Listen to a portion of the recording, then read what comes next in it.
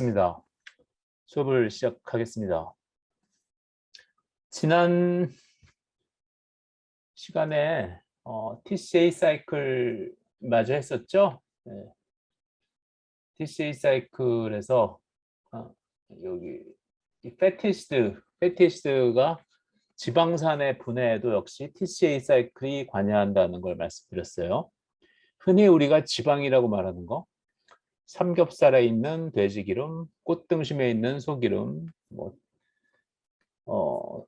삼겹살을 찍어 먹는 기름소금, 기름장이라고 하면 틀린 말이래요. 기름소금에 들어있는 가짜 참기름 이런 것들 다 지방이죠, 지방. 지방이란 게 뭐예요? 결국 이 fat, 트리아실글라이세롤이에요.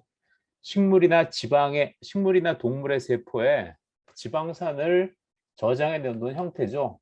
1학기 때 배웠었죠. 지방산을 그냥 놔두면 막 돌아다니니까 글리세롤에 저렇게 에스테르 형태로 묶어둔다. 그죠? 연결된 형태로 둔다. 그래서 이 지방을 우리가 먹게 되면은 일단 우리 이자에서 분비되는 효소, 리피드를 분해하는 효소라서 이미 라이페이즈죠. 라이페이즈. 신호 전달에 이용되는 포스포라이페이즈 C, 포스포라이페이즈 D 그런 거 기억나죠? 그건 이제 신호 전달, 세포 내 신호 전달을 위해서 세포막에 있는 인지질을 분해하는 효소고, 포스포라이페이즈는 이 이자에서 분비되는 라이페이즈는 뭐죠? 얘는 우리가 섭취한 지방을 분비하는 효소다. 그래서 잘라가지고, 그죠? 모노아실글라이세롤하고 패티시 두 개로 자르면 좀 작게 되어가지고 장 내부에 장 상피세포 안으로 이제 이동이 되고, 이동이 된 후에 다시 합체가 돼가지고 다시 패트로 돼서 카일로마이크론이라고 이게 이제 일종의 지질 단백질이죠. 우리 신체 검사하면 혈액 검사하면 혈중 LDL, HDL, VLDL 이런 것들 많이 얘기들 하죠. 어떤 건 수치가 높아야 좋고 어떤 건 수치가 낮아야 좋다. 이런 것들. 되게 밀도가 낮은 거, low density lipoprotein, very low density lipoprotein, VLDL 이런 것들이 되게 다 지질 단백질인데 지질의 함량이 훨씬 더 많은 것들이에요. 그래서 그런 것들은 좀 낮은 게 더 건강에 좋은 거고, 혈액 검사할 때 여러분들은 지금 다 건강하시니까. 그런데 20대들 중에서 요즘 식생활 때문에 이러한 고지혈증이 있는 분들이 있어요. 심지어는 약 먹는 사람들도 봤어요. 그래서 여러분들도 자기가 너무 곱창만 좋아하고 야채는 잘 안 먹고 그런다고 생각하시면 한번 혈액 검사를 받아보시는 것도 나쁘지 않을 것 같아요. 제 주변에도 20대인데도 고지혈증 때문에 약 먹는 친구들이 있으니까. 그래서 보시면은 이제 이러한 우리가 HDL, High Density Lipoprotein이죠. 그리고 LDL, High Density, 이렇게 위에 안 쓰고 Density, 밀도죠, 밀도. L은 라이포프로테인, 지질 단백질인 거죠. 그래서 여기 카일로마이크론은 일종의 Very Low Density Lipoprotein, Very Low VLDL, Very Low Density Lipoprotein. 천천히 쓰면 괜찮네. 얘는 지질 함량이 굉장히 높은 애들이에요. 왜? 지질을 운반하기 위해서 사용되는 거니까. 그죠? 반면에 HDL은 지질보다는 단백질 함량이 좀 더 높은 건데 얘는 이 지질들을 다시 지방으로 간으로 가져가서 간에다 저장해 놓은 역할을 해요. 그래서 HDL은 좀 높은 게 좋고 LDL이나 VLDL 같은 거는 좀 낮은 게 좋다. 그리고 또 우리 혈액 교수님, 검사할 때 화면 공유가 안 되고 있는 것 같습니다. 아, 그래요? 제가 보여드리고 있는데 예. 지자가 얘기를 좀 하시지. 죄송해요. 이건가?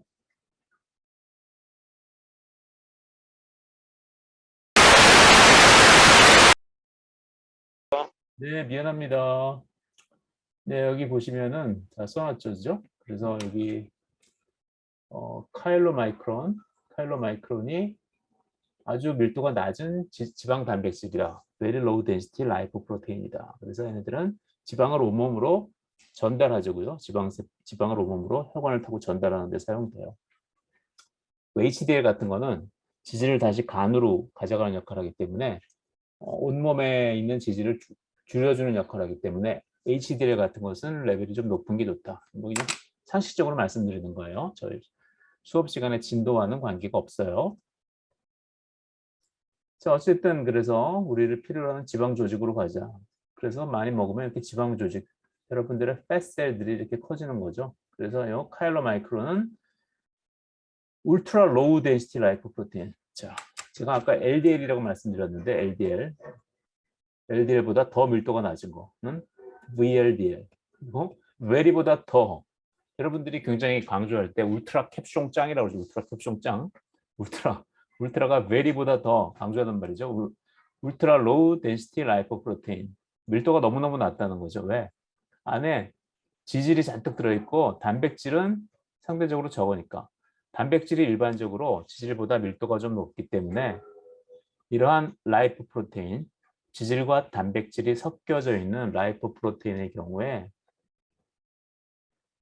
지질의 함량이 높으면은 리피드의 함량이 높으면은 밀도 덴시티가 낮아지고, 반대로 지질의 함량이 낮으면은 밀도 덴시티가 올라가요. 그래서 밀도에 따라서 HDL 그리고 LDL, VLDL, 울트라 로우 덴시티 라이프 프로테인의 이름은 카일로마이크론과 같은 이름이다. 그렇죠? 그런데 리피드의 함량은 밑으로 갈수록 이렇게 많아진다는 거죠.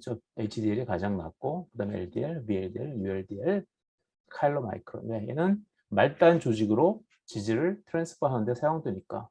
지방세포에 이제 지방이 많이 쌓여 있어요. 여러분들이 살이 쪘어. 저도 한때 다이어트를 해가지고 올 초에 한 10kg 가까이 뺐었는데, 최근에 또 한두 달 또 게을리 하니까 또 다시 금방 뭐가 와요? 요요 현상이 오죠. 그죠? 요요 현상. 그래서 운동을 수반하지 않고 굶어서 빼는 건 참 무식한 일인데, 운동하기 귀찮으니까 자꾸 밥 굶고 그런 짓들을 하는데, 만약에 굶었다고 생각해 보세요. 굶으면 어떻게 될까? 굶으면 일단 우리 몸에 저장해 놓은 이제 가용성 글라이코젠 같은 데서 글라이코젠을 분해해서 우리 포도당을 만들어서 쓰죠. 포도당 제일 우리 뇌에도 필요하고 해서 필요한 그런 양분이니까. 그래서 가용성 글라이코젠을 다 쓰면, 물론 글라이코젠이 간에도 많이 저장되어 있고 근육에도 많이 저장되어 있는데 그걸 완전히 100%다 쓰진 않아요. 어느 정도만 쓰는 거죠. 그래서 굶고 다이어트를 하면은 뱃살 같은 거 잘 안 빠지고 팔다리가 먼저 가늘어지는 사람이 있는데, 저도 약간 그래요. 그래서 다이어트를 하면 이렇게 깨구리 형태로 되죠. 그죠? 이게 바로 배나 전원줄로 가슴에 살이 많이 찌는 게 좀 고민인데, 이 지방이 얘네들은 안 빠지고 팔다리에 있는 근육에서 먼저 글라이코젠이 빠지기 때문에, 글라이코젠이 글루코즈로 당장 분해할 수 있기 때문에, 혈당을 높이는 데 제일 좋기 때문에 먼저 글라이코젠을 분해하고, 나중에 이제 가용성 글라이코젠을 어느 정도 쓰고 나면 이제 너무 글라이코젠만 많이 쓰면 안 되겠네. 이제 지방을 좀 분해해 볼까. 우리가 운동을 다이어트 하려면은 살을 좀 빼려면 운동을 오래 해야 하는 이유가, 좀 어느 정도 운동을 해서 글라이코젠에서 여유부드로 가져오는 글루코스를 좀 어느 정도 가져오면 이제 몸에서 이제는 글라이코젠에만 너무 분해하면 안 되겠다. 팻도 좀 분해해 보자. 그런 신호가 오는 거죠. 그 신호가 바로 이거예요. 그렇죠? 수용체에 결합한다. 지방을 분해하는 신호가 오는 거죠. 지방.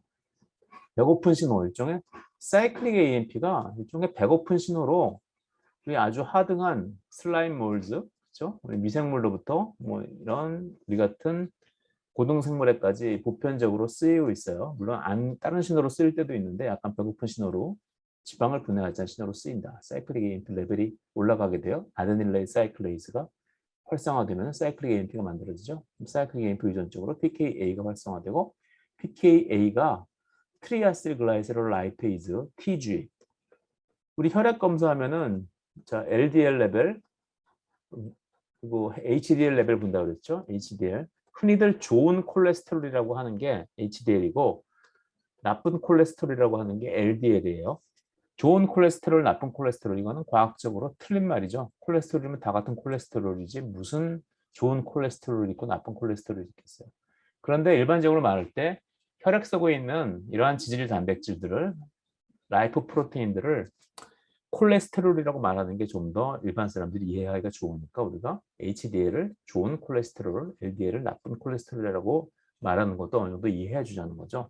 자, 여기 보시면은 카일로마이크론의 구조, 이건 이 구조는, 이 기존대로 따지면 아주 나쁜 콜레스테롤이죠. 지질 함량이 굉장히 높으니까. 여기 보시면 이 안에 콜레스테롤도 있다. 1에서 3% 정도, 그죠? 이게 노란 것들은 인지질, 이 핑크색은 단백질, 파란 건 트라이아실글라이세롤, 그리고 이 안에 콜레스테롤도 박혀져 있다. 그렇죠? 그래서 이게 왜 나왔지? 트라이아실글라이세롤, 우리 대표적으로 우리 지방세포에 저장되어 있는 지방의 형태죠. 얘를 이제 부셔가지고 에너지를 만들어야 되니까 지방을 분해해야 되니까 열심히 운동하자. 지방이 타는 소리가 들린다, 그죠? 지방이 타려면 일단 우리가 혈당이 어느 정도 떨어지고 글라이코젠을 분해하고 이제 글라이코젠 좀 그만 분해하고 지방도 좀 분해해 봐야겠다 하고 우리 몸에서 결정을 하는 거예요. 그러면 이제 호르몬이 나와가지고 PKA를 활성화시켜서 트리아실글라이세롤 라이페이즈를 인산화시켜서 활성화시키면 트리아실글라이세롤의 이 패티에시드 3개가 떨어진다. 처음에 하나 떨어지면 다이아실글라이세롤, 그 다음에 다이아실글라이세롤 라이페이즈, 얘가 모노아실글라이세롤, 최종적으로 패티에시드 하나, 둘, 3개가 다 떨어지고 나면 글라이세롤만 남죠. 글라이세롤. 글라이세롤은 어디로 갈까? 우리 글라이콜라이시 패스웨이에 뭐 다이하이드록시 아세톤 뭐 이런 것들이 들어있죠. 글라이세롤과 비슷한 탄소 3개짜리 컴파운드죠. 그쪽으로 들어가가지고 글라이세롤은 글라이콜라이시스로 들어가는 문이 있고 나머지 패티에시드들은 어디로 들어간다? 우리 TCA 사이클로 들어가기 위해서 아세틸코A로 분해가 된다. 자, 앞 페이지에서 연쇄적인 라이페이즈의 작용에 의해서 잘려나간 패티에시드 지방산은 에너지를 만들기 위해서 베타 옥시데이션이라는 방법에 의해서 산화된다. 자, 패티에시드 3개 하나, 둘, 셋. 트리아실글라이세롤, 글라이세롤 얘는 글라이콜라이시스로 들어가게 되고 이 패티에시드는 장렬히 산화해서 에너지를 만든다. 어떤 방법으로? 베타 옥시데이션. 자, 베타 옥시데이션. 자, 이 카르복실릭 애시드가 이 패티에시드의 일반적인 그 구조에 대해서 알고 있죠. N. 그리고 여기 끝에 COOH. 굉장히 이게 짝수계죠. 짝수계. 여기 짝수계니까 패티에시드를 이루는 탄소의 개수가 짝수인 이유는 만들어질 때도 2개씩 만들어지고 탄소 2개씩 붙어서 만들어지고 분해될 때도 탄소 2개씩 분해된다. 탄소 2개씩 트랜스퍼 해주는 걸 담당해주는 우리 몸의 분자가 뭐죠? 코엔자임 A죠. 코엔자임 A에 탄소 2개가 어떤 형태로 결합해서 이동된다? 아세틸 그룹의 형태로, 그렇죠? 아세틸 그룹. 아직까지도 아세틸 그룹의 구조를 모르면 많이 불행한 거죠. 그죠? CH3CO, 그렇죠? 이게 아세틸 그룹. 여기에 코엔자임 A가 붙으면 얘가 아세틸 코A. 자, 그래서 패티에시드 이러한 형태로 생겼어요. COH. 그렇죠? 하나, 둘, 셋, 넷, 다섯, 여섯, 일곱, 여덟, 아홉, 열, 열하나, 열넷. 짝수계로 그려야 되니까 짝수계. 탄소 14개짜리 패티에시드죠. 그렇죠? 여기는 CH3고 중간은 다 CH2겠죠. 그러면 CH3, CH2 여기 몇 개? 12개. 그리고 COH 이런 식으로 표현하죠. 그죠? 자, 그런데 이 카르복실릭 애시드에 가장 가까운 카본, 이 카본은 우리가 알파 카본이라고 하고 그 옆에 있는 걸 베타 카본이라고 하고 옆에 있는 감마, 델타 카본이라고 하고 있죠. 근데 우리는 베타 카본에 산화가 일어난다. 그래서 패티에시드의 베타 옥시데이션이라고 불러요. 자, 이제 탄소 8개로 이루어진, 왜 8개로 했을까? 그리기 귀찮으니까 14개나 16개로 하면 8개로 이루어진 패티에시드에서 에너지를 만드는 패티에시드의 베타 옥시데이션을 한번 따라가 보자. 재미있어. 그런 재미가 있을까? 자, 코엔자임 A, 아세틸 코A가 아니에요. 아세틸 그룹이 붙기 전에 코엔자임 A가 먼저 왔어요. 자, 코엔자임 A와 이러한 뭐 아세틸 그룹이면 아세틸 그룹 아니면 패티에시드면 패티에시드 N개 그리고 CO, 패티 애시드가 코엔자임 A와 붙은 형태. 모든 코엔자임 A와 이렇게 무슨 본드라고 그랬죠, 이게? 하이 에너지 본드인 티오 에스터 본드. 아직도 모르시는 분들이 있으면 안 되죠. 이거는 에스터 본드. 여기 오xygen 대신에 설퍼가 들어있으면 티오 에스터, 그렇죠? 티오 에스터 본드는 굉장히 만들기가 힘든 에너지 본드이기 때문에 하이 에너지 본드이기 때문에 이거를 만들기 위해서 ATP의 에너지가 필요해요. ATP를 ADP로 가수분해하는 것을 모자라서 AMP로 가수분해하고 이 포스페이트가 2개 붙어 있는 걸 ATP가 ADP로 가수 분해되면은 포스페이트가 하나만 떨어질 텐데 ATP가 AMP로 가수 분해되면 포스페이트 두 개가 한꺼번에 떨어져요. 이러한 두 개짜리 포스페이트를 뭐라고 부르죠? 우리가 파이로포스페이트라고 불러요. 이 이후에 파이로포스페이트가 또 두 개의 포스페이트로 쪼개지면 에너지가 더 많이 나오겠죠. 어쨌든 그래서 ATP가 ADP로 쪼개지는 것보다 AMP로 쪼개지는 게 더 에너지가 많이 나온다고 생각하시면 돼요. 왜? 그런 에너지가 왜 그렇게 많은 에너지가 왜 필요할까? 티오에스터 본드를 만들기 위해서. 티오에스터 본드. 그래서 패티 애시드를 갖다가 코엔자임 A에 결합하기 위해서. 그래서 이 아셀코에이 신테테이즈, 아셀코에이 신테테이즈 이런 그룹을 우리가 아셀 그룹이라고 불러요. 우리가 트리아실글라이세롤이라고 하죠. 글라이세롤의 아실 그룹이 이게 글라이세롤이죠. CH2OH, CHOH, CH2OH 탄소 3개짜리 그리고 알코올 그룹 3개 있는 거. 여기에 아실 그룹이 아실 그룹 이러한 아실 그룹이 3개 붙어 있다. 그래서 얘네들은 아실 그룹이라고 하죠. 그래서 아실코에이 아세틸코에이가 아니라 아실코에이 신테테이즈예요. 우리가 신테이즈하고 신테테이즈의 차이점에 대해서 배웠죠. 물을 합성하는 걸 도와주는 엔자임인데 ATP 에너지를 필요로 하면 신테테이즈, ATP 에너지가 필요하지 않으면 신테이즈, 그죠? 신테이즈. 자, 그래서 패티 아실코에이가 만들어졌어요, 그죠? 패티 아시드가 여기 달라붙는 거죠. 여기 코엔자임 A에. 자, 그러면 여기 우리가 여기 알파 카본, 베타 카본이라고 했죠? 얘를 산화시키려면 어떻게 할까? 산화시키려면 예전에 우리 TCA 사이클로 다시 돌아가서 TCA 사이클. 자, 보시면은 여기 숙시네이트에서 피마레이트 들어갈 때 탄소와 탄소 사이에서 전자와 수소이온 두 개를 빼앗죠. 여기하고 여기에서. 그러면은 전자하고 수소이온 두 개를 빼앗기니까 여기에 탄소하고 탄소 사이에 뭐가 생겼어요? 숙시네이트가 산화되면서 피마레이트가 되면서 이 탄소와 탄소 사이에 이중 결합이 생겼죠. 그죠? 그와 똑같은 일이 패티에실 코에의 알파 카본과 베타 카본 사이에서 일어난다. 즉 카본과 카본 결합해서 전자와 수소 이온을 빼어서 누구에게 전달한다? FAD에게 전달한다. 왜? 탄소와 탄소가 가지고 있는 전자는 에너지 중위가 낮기 때문에 그렇죠? FAD에게만 전달하지 NAD 플러스에게 차마 전달하지 못한다. 개인적으로 메일 보내셔가지고 물어보신 분이 계신데 왜 NADH는 FADH2보다 에너지가 왜 하나는 10,000원짜리고 하나는 6,667원이냐 왜 3분의 2냐고 물어보셨는데 그 내용은 나중에 전자전달기에 가면 배울 거예요. 어쨌든 탄소와 탄소 사이에서 얻은 전자는 NADH를 만들 만큼 충분하지 못하니까 아쉬운 대로 조금 저렴한 FADH2라도 만든다. 그렇죠? 저렴한 FADH2를 만든다. FADH2가 숙소를 하고 있는데 숙소를 할 필요 없죠. 그래도 에너지 나중에 쓸 수 있으니까 안 만드는 것보다 낫다.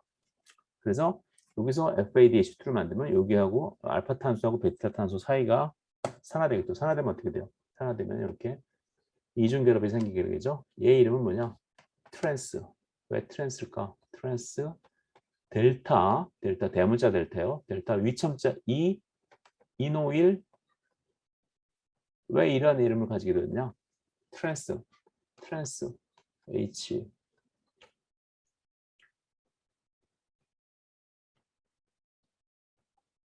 탄소하고 이렇게 이게 같은 탄소가 다른 방향에 가 있으면 트랜스고 그죠? 우리 패티시드 때 배웠죠? 같은 방향에 있으면 시스죠. 이중 결합의 구조가 트랜스 구조라는 거죠. 트랜스. 그리고 델타 2라는 거는 요 2번 탄소하고 3번 탄소 사이에 이중 결합이 있다. 그래서 델타 표시라는 거. 이중 결합이 있어요. 델타 2. 델타 뭐 4 그러면 4번하고 5번. 항상 2번하고 3번 사이에 있으면은 작은 숫자 수를 먼저 써요. 그리고 델타 4 그러면 4번하고 5번 탄소 사이에 이중결합이 있다는 그런 뜻이고 델타 6하면 6번하고 7번 사이에 이중결합이 있다 그런 뜻이에요. 델타 2니까 2번 탄소하고 3번 탄소. 카르복실 카본이 1번이죠. 1번, 2번, 3번. 혹은 얘는 그냥 카르복실 카본, 얘는 알파 카본. 2번 탄소와 알파 카본은 같은 말이고 3번 탄소와 베타 카본은 같은 말이에요. 이노일. 탄소와 탄소 사이에 이중 결합이 있는 거 우리가 인이라고 그러죠. 인. 우리 포스포이놀 파이루베이트 할 때 인이라고 EN이 들어가면 되게 탄소와 탄소 사이에 이중 결합이 있으면 인이라고 써요. 뭐 유기학 배우신 분들은 알겠죠. 뭐 알케인, 뭐 알킨, 그죠? 그리고 삼중 결합이 있으면 알카인 뭐 이런 것들 아시죠, 그죠? 여기 있으면 이중 결합이에요. 탄소와 탄소 사이에. 알케인은 탄소 사이 단일 결합이고 어쨌든 이중 결합이 있다. 그래서 이노일, 그죠? 여기 이노일 코A, 코엔자임 A. 그래서 A 이름은 트랜스 델타 2 이노일 코A다. 카르복실릭 애시드 쪽에서부터 세워서 두 번째 탄소와 세 번째 탄소가 있다는 뜻이야. 제 이름은 그걸 갖다 만든 애 이름은 패티에실 코에이 데하이드로제네이즈. 탄소를 두 개를 빼앗은 거죠. 탄소와 전자 두 개를. 그 다음에 이제 우리 패티에시드 분해 베타 옥시데이션도 뭐하고 비슷해요? TCA 사이클. 그리고 다음 스텝하고 똑같죠. 여기 퓨마레이트 하이드라테이즈가 있었죠. 퓨마레이트의 이중 결합에 나중에 더 산화시키기 위해서 물을 끼워 넣어서 하나를 OH로 만들고 하나를 H로 만들고. 이번 이야기부터는 승재현 한국형사법무정책연구원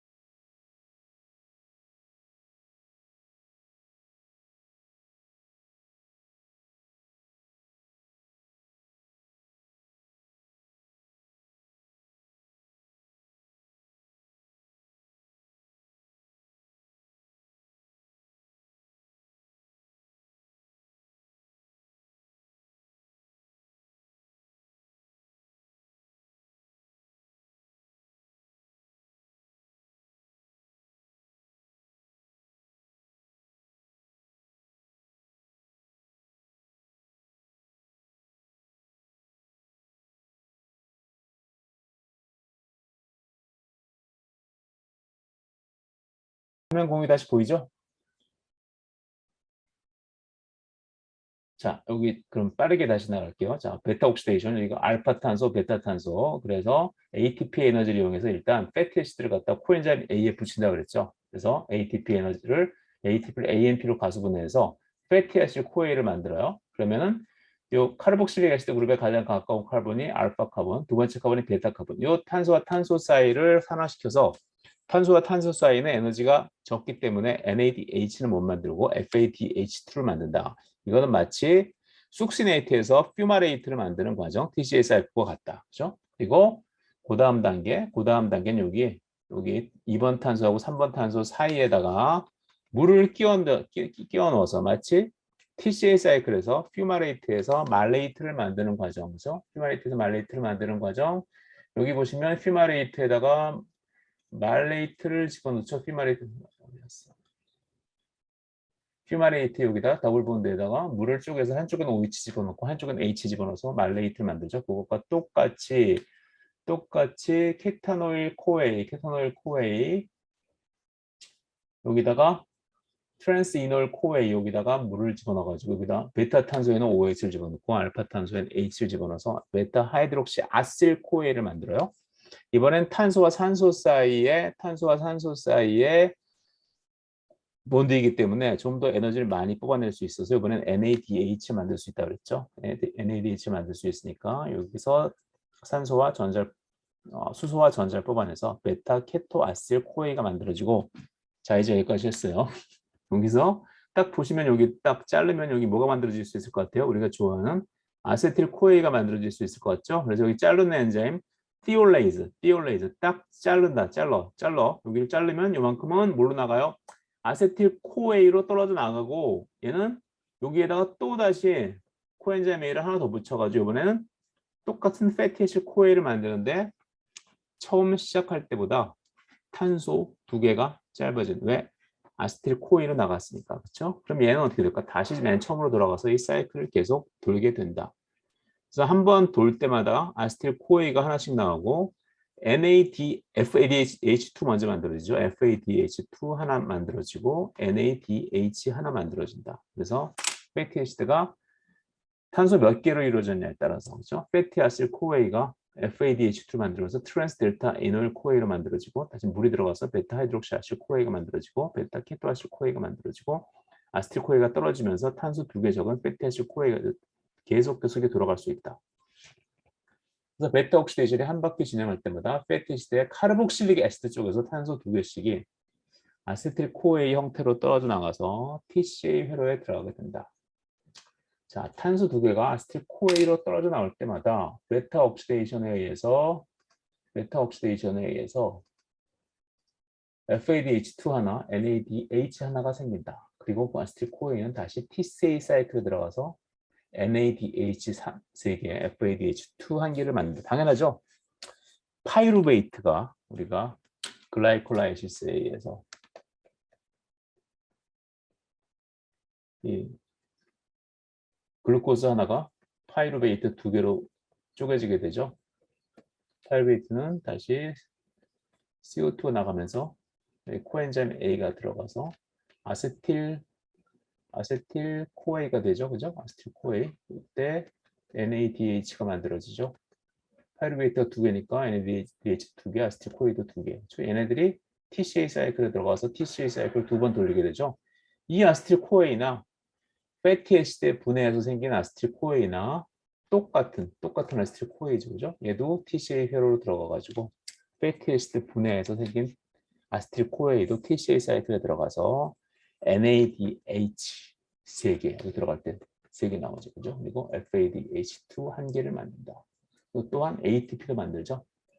자, 그러니까 나 같은 14개의 탄소로 이루어진 패티 애시드는 이건 한번 계산해 보세요. X번의 베타 옥시데이션을 거쳐 14개니까 7개의 아세틸 코에이로 쪼개지고 그 7개의 아세틸 코에이가 TCA 사이클에 7번 들어가서 NADH 한 번 돌 때마다 3개 만들어지니까 7번 도니까 21개 NADH가 TCA 사이클 한 바퀴에 FADH2 하나니까 7개가 생긴다. 거기에 베타 옥시데이션 X번에 X개의 FADH2 TCA 사이클 들어가기 전에 생기는 FADH2와 NADH를 계산해 보면 총 NADH 개수는 21 플러스 X 총 FADH 개수는 7 플러스 X. 여기서 X는 어떤 숫자일까? 이걸 한번 생각해 보세요. 간단하게 시험 문제 낼 수 있으니까. 그렇죠? 7, 약간 헷갈리죠. 7일 수도 있고 6일 수도 있는데 둘 중에 하나겠죠. 그죠?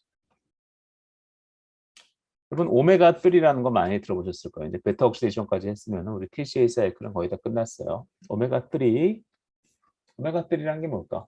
자, 이거 이쪽이 알파 카본, 이쪽이 베타 카본이었죠. 자, 그리스 알파벳의 제일 첫 글자는 뭐야? 알파죠. 맨 마지막 글자는 뭐예요? 오메가. 이게 대문자 오메가, 소문자 오메가는 W 비슷한데 이렇게 쓰면 오메가예요. 오메가. 자, 오메가3라는 것은 오메가 이쪽이 알파니까 맨 끝이 알파니까 맨 끝쪽은 뭐겠어요? 오메가죠. 오메가. 끝쪽에서 씌워서 오메가 쪽에서 세워서 세 번째 끝에 세 번째 탄소 1번, 2번, 3번 끝에서 세 번째 탄소에 이중결합이 있으면 우리가 오메가 3 패티 애시드라고 부르는 거예요. 자, 그런데 우리 같은 포유동물, 우리는 포유동물이죠. mammals, mammalian. 우리는 unable to synthesize 오메가 3 패티 애시드를 갖다가 합성할 수 없다. 합성할 수 없다. but can obtain. 하지만 얻을 수 있다. shorter chain 오메가 3 fatty acid, ALA, 18 카본, 카본 18개짜리, 그리고 탄소, 더블 본드가 3개 있는 거, through diet, 우리 음식을 통해서, 그리고 얘를 이용한다.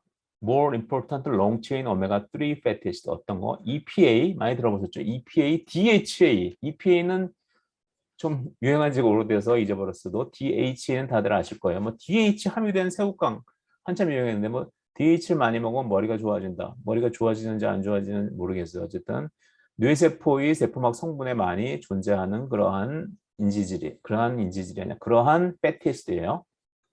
Most crucial DHA, 22 carbons and 6 double bonds. 그래서 우리가 이런 거 18개짜리 그리고 더블 본드가 3개 있는 거 알파 리놀레닉 애시드, 알파 리놀레닉 애시드 여기 3번 탄소와 3번 탄소가 아니라 오메가 3와 오메가 4 끝쪽에서 씌워서 오메가 3와 오메가 4 사이에 더블 본드 하나, 여기 하나, 여기 하나. 그렇죠? 탄소가 더블 본드가 3개 있죠. 그렇죠? 그래서 요거를 알파 리놀레닉 애시드라고 하는데 얘를 갖다가 우리가 여러 가지 뭐 다이어트를 통해서 뭐 양고기, 뭐 생선 기름 이런 거에 많이 들어있죠. 이걸 먹으면 우리가 좀 더 중요한 뭐 EPA나 DHA 같은 것을 요 ALA, 알파 리놀레닉 애시드를 갖다 서브스트레이트로 이용해서 합성할 수 있다. 뭐 그런 얘기예요.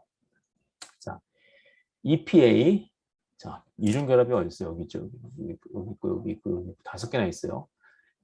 에이코사 펜타이노익 애시드, 펜타에노익. N이라고 하면 이중결합이라는 뜻이었죠. N, 그렇죠? 펜타 5개, 펜타에노익 애시드. 도코소 헥사에노익, 헥사면 뭐예요? 6개죠, 6개. 헥사에노익 하나, 둘, 셋, 넷, 다섯 이런 거. 하나는 EPA, 하나는 DHA. 여러분들이 그 홈쇼핑 같은 데서 요즘은 별로 광고를 안 하는데 뭐 크릴 새우에 많이 들어있는 뭐 EPA, DHA 뭐 이런 것도 많이 보셨을 거예요. 뭐 이런 걸 뭐 먹어서 나쁠 건 없을 것 같은데 먹었다고 머리가 좋아질 것 같지는 않아요. 자, 그럼 읽어볼까요? 사람을 포함한 포유동물은 오메가3 지방산을 합성할 수 없으므로 음식을 통하여 오메가3 지방산을 섭취해야만 합니다. 우리 몸은 앞서서 얘기한 대표적인 오메가3 지방산 중 하나인 알파 리놀레닉 애시드 ALA로부터 EPA와 DH를 합성할 수 있으므로 이 대표적인 세 가지 오메가3 지방산 중에 ALA는 특별히 필수 지방산자, 필수 지방산 우리가 꼭 먹어야 되는 거예요. ALA는 견과류에 많이 포함되어 있고 견과류 그죠? EPA와 DH는 생선이 많이 가지고 있다고 합니다. 자, 여기부터 중요한 많은 과학자들이 오메가3 지방산과 여러 가지 질환의 연관성에 대해 연구하고 있습니다. 오메가3 먹으라고 많이 그러죠. 건강보조제를 통한 오메가3 지방산의 섭취와 암의 발병에 대해서는 일부 유방암의 경우 여러 가지 케이스 스터디가 있는데 아주 작은 보고에 의해서는 약간 관계가 있다고 여겨지는 경우도 있어요. 일부 유방암의 경우를 제외하고는 그다지 큰 상관관계가 없다고 보고되고 있고 심혈관계 질환의 예방의 효과에 대해서도 여러 가지 의견이 있습니다. 여러 가지 믹스드 어피니언이 있는 거죠. 그러니까 무조건 먹으면 좋다라고 말할 수는 없는 거예요. 또한 DHA가 뇌와 망막의 중요한 구성원이기 때문에 뇌와 시력에 미치는 영향에 대해서도 많은 연구가 진행되고 있습니다. 하지만 but 인간 집단을 대상으로 하는 연구가 대부분 그렇듯이 연구자 그룹, 연구 대상 집단에 따라서 여러 가지 다른 결과가 나타나기 때문에 과학자들이 다 우리처럼 깨끗하고 좋은 영혼을 가지고 있다고 생각하면은 좀 실망한 경우가 많죠. 어떤 과학자들은 자기에게 연구비를 준 제약회사가 원하는 결과를 만들어내는 그러한 양심을 팔아먹은 과학자들도 간혹 있을 수 있어요. 그죠?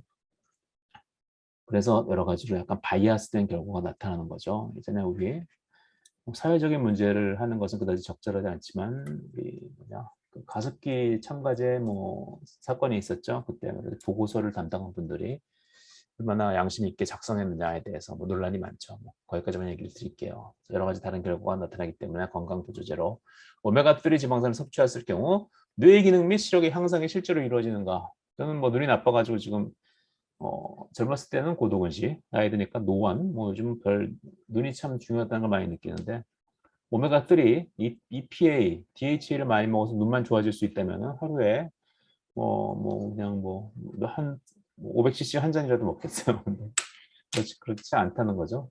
그러니까 결국 중요한 건 그거예요. 골고루 먹고 조금씩 먹는 게 건강에 제일 좋다. 오메가3 지방산의 추가 섭취가 아닌 정상적인 고른 식생활을 통해서 오메가3 지방산의 섭취가 건강을 유지하는 데 필요하다는 것은 많은 학자들이 동의하고 있습니다. 자, 여기까지 할게요. 자, 그리고 패티지드를 이제 지방 에너지원으로 쓰는 거 알아봤죠? 패티지드. 일단 트리아실글라이세로 우리 팻을 지방을 먹으면은 어제 좀 제가 코스코에 가서 사온 그 미국산 그 척 아이롤 한우는 비싸서 못 사 먹고 집에 가서 미제 고기를 갖다 좀 구워 먹었는데 지방이 많이 붙어 있어서 지방을 막 떼자고 그러는데 저는 지방까지 같이 지방 맛이 좋은 맛이죠. 여러분들 뭐 곱창 같은 거 좋아하고 특히 뭐 대창 같은 거 굉장히 비싸게 먹고 있는데 대창 얘기 저번에 했는데 그 대창이 맛이 좋은 이유가 바로 기름 때문이죠. 기름을 많이 먹으면 좋지 않지만 어느 정도는 먹어도 괜찮은 것 같다. 그렇죠? 지방 그 얘기 왜 했지? 지방도 많이 있고 고기에 단백질도 많이 있죠. 그냥 단백질을 구성하는 이런 성분들은 어떻게 우리가 에너지원으로 쓸 수 있을까? 일주일을 굶었다. 단식 농성 7일째. 이제 비축한 탄수화물 지질은 다 써버렸고 단백질을 분해해서 에너지를 만들어야겠다. 실제로 우리 몸의 세포를 구성하는 단백질들이 쫄쫄 굶으면은 단백질마저 분해해서 우리 세포가 에너지로 사용해요. 자, ATP 만들어 드려야 하는데 기질이 없으니까 단백질이라도 분해해야겠다. 단백질이죠. 제가 대충 이렇게 그리고 핑크색 비슷하게 칠하면 단백질이에요. 자, 미안하지만 우리 주인 세포가 살려면은 단백질을 좀 잡아먹어야겠다. 프로테이즈도 같은 단백질이죠.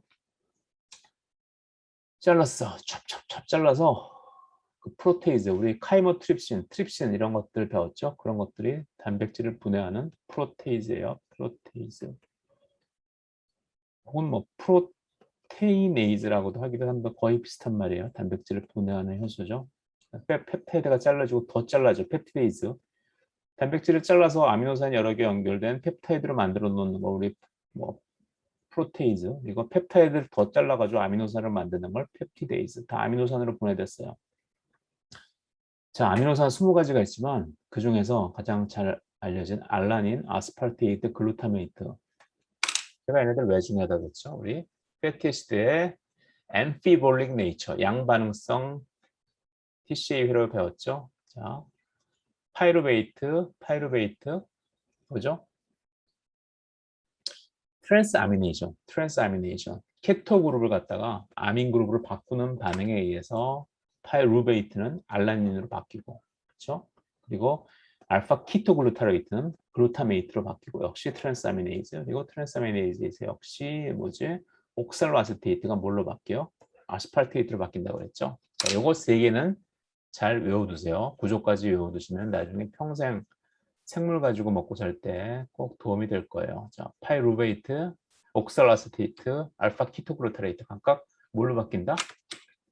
파이루베이트, 옥살라세테이트, 알파 키토글루타레이트 각각 아미노산으로 바뀔 수도 있고 그 반대로 역시 아미노산인 아스파르테이트, 글루타메이트 그리고 알라닌 요 세 개는 요 아민 그룹을 NH3 그룹을 알파 카본에 붙어 있는 아민 그룹을 케토 그룹으로 치환하면은 자, 트랜스 아미네이즈라는 효소에 의해서 알파 카본에 붙어 있는 알파 아민 그룹을 알파 키토 그룹으로 바꾸면은 각각 뭘로 전환된다?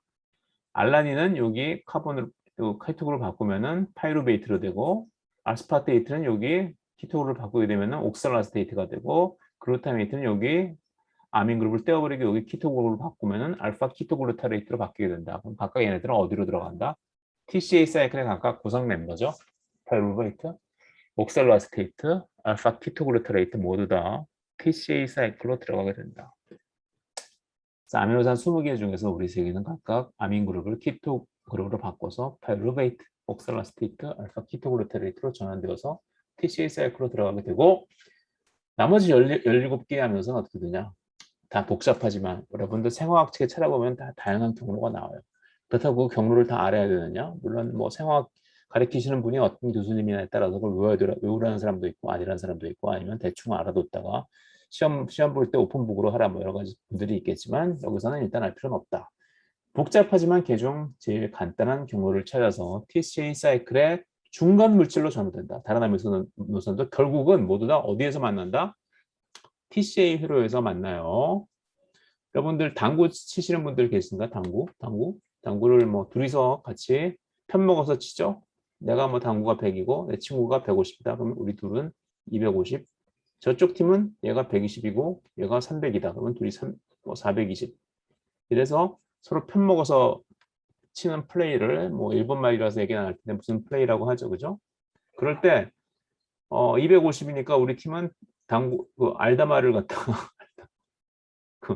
25개 쳐야 되고, 여기는 42개를 쳐야 되죠. 이거를 다만의 일본 말이니까 알 당구를 다 풀고 나면 그다음에 뭘 해야 돼요? 쿠션 하죠. 쿠션 3쿠션 세 번 들고 맞히는 거. 그걸 2개 치고 그다음에 뭐 벽을 먼저 치고 맞히는 거, 이런 걸 하죠. 그런데 이런 당구를 치다 보면은 항상 진도가 먼저 나가는 게 있어요. 그래서 알당구가 진도가 빨라도 결국은 어디서 만나요? 결국은 두 팀이 쿠션 당구에서 만날 확률이 높다. 그래서 진도가 빨라봤자 우리는 어차피 쿠션에서 만난다. 모든 길은 다 쿠션에서 만난다고 당구 치는 사람들이 얘기하듯이, 아미노산 얘네들 알라닌, 아스팔테이트, 글루타메이트 진도가 좀 빨라서 TCA 사이클에 빨리 들어가지만 역시 TCA 사이클에서 만난다. 다른 아미노산들은 좀 느리지만 역시 여기서 만나게 된다. 이것도 아닌 걸 얘기하려고 약간 부적절한 비유를 들었는데 이해해 주시기 바라요. 그죠? 지금까지 포도당 대사 과정을 살펴봤어요. 해당 작용 글라이콜라이시스와 TCA 사이클을 통해 당을 분해하여 에너지를 만드는데 실제 당장 쓸 수 있는 ATP는 몇 개 안 만들어지고, ATP는 어디서 만들어져요? 우리 TCA 사이클 돌아갈 때 여기서 TCA 사이클 돌아갈 때 GTP가 하나 GDP로 만들어지고, GDP는 뭐 ATP하고 쌤이니까 그죠? ADP, ATP로 이렇게 등가 교환될 수 있다고 했죠. 그래서 GTP가 하나 만들어지는 걸 ATP가 하나 만들어진다고 얘기해도 된다고 그랬죠. ATP는 몇 개 안 만들어지고 나머지는 어디 있느냐? 나머지는 환원된 조효소 NADH. NADH는 마치 여러분들이 로또를 샀을 때, 여러분들 로또를 얼마나 사시는지 모르겠는데 저는 로또를 거의 안 사는데 제 주변에 있는 젊은 친구들이, 아니 어떻게 그렇게 교수님은 깡이 좋아서 인생에 무슨 믿는 구석이 있길래 로또도 안 사시냐, 그래서 사실 저도 뭐 별로 모아놓은 돈도 없고 이 나이 되도록 그래서 좀 노대책이 좀 어려운 편인데 젊은 친구들이 로또를 사라고 그래서 한 2달 연속 매주 로또를 사던 시절이 있어요. 자, 로또가 물론 당첨이 안 됐겠죠. 제 친구 중에서는 로또를 아직까지 수십 년 동안 매일 사는 친구가 있어요. 그리고 그 친구는 로또를 샀을 때 그 과정을 당첨됐을 때 그 과정을 시뮬레이션 하기 위해서 로또 당첨되면 뭐 농협 지점에 가야 된다면서요. 그래서 일부러 여의도 농협 지점에 찾으러 가는 시뮬레이션도 몇 번 했다는 친구도 있어요. 참 재미있는 친구들 많죠, 그죠?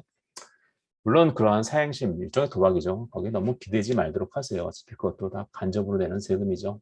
어쨌든 우리 NADH나 FADH2 같은 이 환원된 조효소를 우리 로또에 비교해보죠.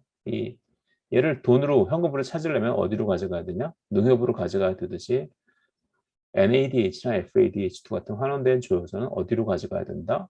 마이토콘드리아로 가져가야지. 전자전달계를 통해서 현금인 ATP로 만들 수 있다. 자, 그래서 NADH나 FADH2 같은 환원된 조효소를 로또라고 부르는 것은 좀 심각한 비유의 오류고 그냥 약속 어음이나 수표라고 생각하시면 좋을 것 같아요. 그죠? 이제 가지고 가면은 현금으로 바꿀 수 있다. 어디서? 환전소인 마이토콘드리아에서. TCA 사이클에서 만들어진 NADH, FADH2는 내 안에 있어. 내 안으로 들어가게 된다. 마이토콘드리아 내 안에 있어라는 그 얘기예요. 좀 이상하죠? 내 안에 전자전달기에서 마이토콘드리아 안에 전자전달기에서 NADH, FADH2를 ATP로 환전할 수 있으니 마이토콘드리아 밖에서 만들어진 NADH는 다 내 안으로 보내. 마이토콘드리아가 없으면 NADH로부터 ATP를 못 만든다. 물론 NADH, FADH2 이 두 환원된 조효소가 하는 일이 ATP를 만드는 일이 전부가 아니에요. 여러분들 생화학 책을 보시면 NADH와 FADH2가 전자와 수소 이온을 줘서 굉장히 많은 반응들을 가능하게 하죠. 그래서 흔히들 여기까지만 배운 분들은 NADH와 FADH2는 궁극적으로 하는 일이 전자전달기에서 ATP를 만드는 일이다라고 잘못 생각하시는 분들이 있는데 제가 뭐 여기서 여러분들에게 강의를 하고 있지만 제가 하는 일의 전부는 강의는 아니죠. 집에 가서 설거지도 해야 되고 그렇죠. 그리고 때 되면은 쓰레기 분리수거도 해야 되고 저도 나름대로 하는 일이 있듯이 NADH도 100% 마이토콘드리아에서 ATP를 만드는 게 아니다. 세포질 안에서 다른 일도 한다. 그런데 ATP를 만들려면은 마이토콘드리아 안으로 들어가야 된다. 자, 마이토콘드리아로 가서 에너지를 쪽쪽 빨리게 하죠. 다음 장에서는 그래서 마이토콘드리아로부터 해서 NADH를 ATP로 환전하는 방법, 즉 전자전달기를 공부해 보도록 할게요. 지금 48분이니까 58분까지만 쉬었다가 하도록 할게요. 아까 제가 공유를 잘못해서 이상한 잡음을 틀어드린 것을 다시 한번 여러분들께 사과를 드립니다.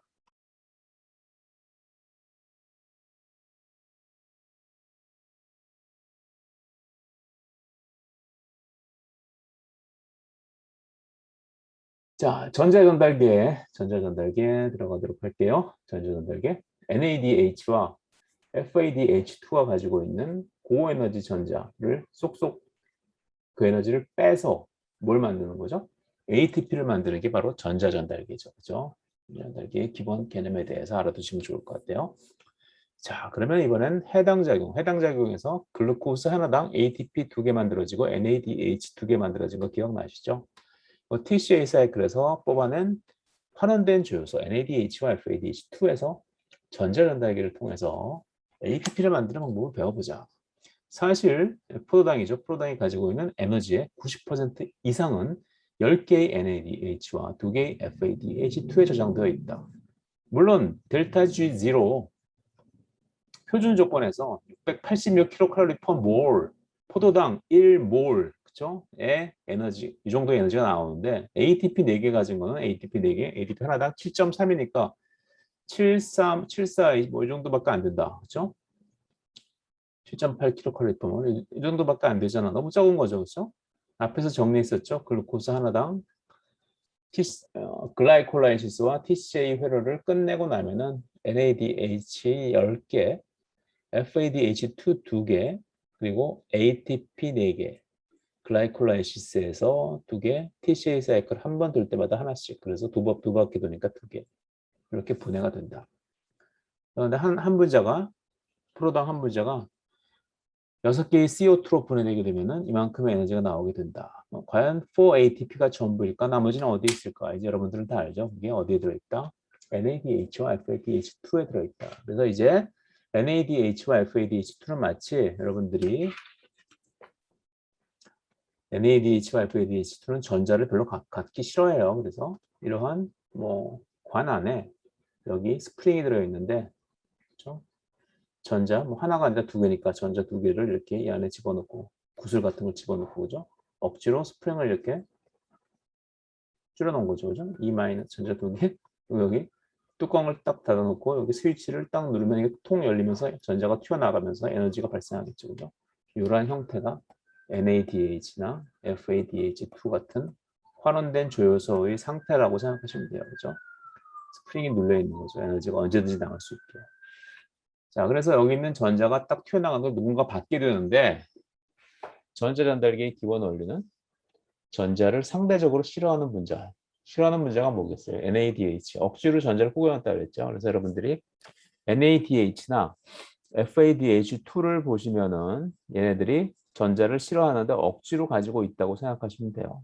그래서 전자를 상대적으로 relatively 싫어하는 분자로부터 전자를 상대적으로 얘보다 좋아하는 분자로 전자를 옮길 때 발생하는 싫어하는 놈한테 억지로 갖고 있는 놈한테 자, 뭐 제가 우리 엄마가 나한테 아이패드 최신형을 아니 아이패드는 너무 싸니까 맥북 프로 최신형 350만 원짜리 사줬어. 근데 나는 너무너무 갖기가 싫어. 막 맥북 프로만 있으면 미칠 것 같아. 윈도우도 안 들어가는 이 허접한 랩톱 뭐에다 쓸 거야. 난 싫어. 근데 내 친구는 너무 맥북 프로 갖고 싶은데 마누라가 안 사줘가지고 맥북 프로가 없어. 그러면 내가 걔한테 주면은 걔도 좋고 나도 좋고 그죠?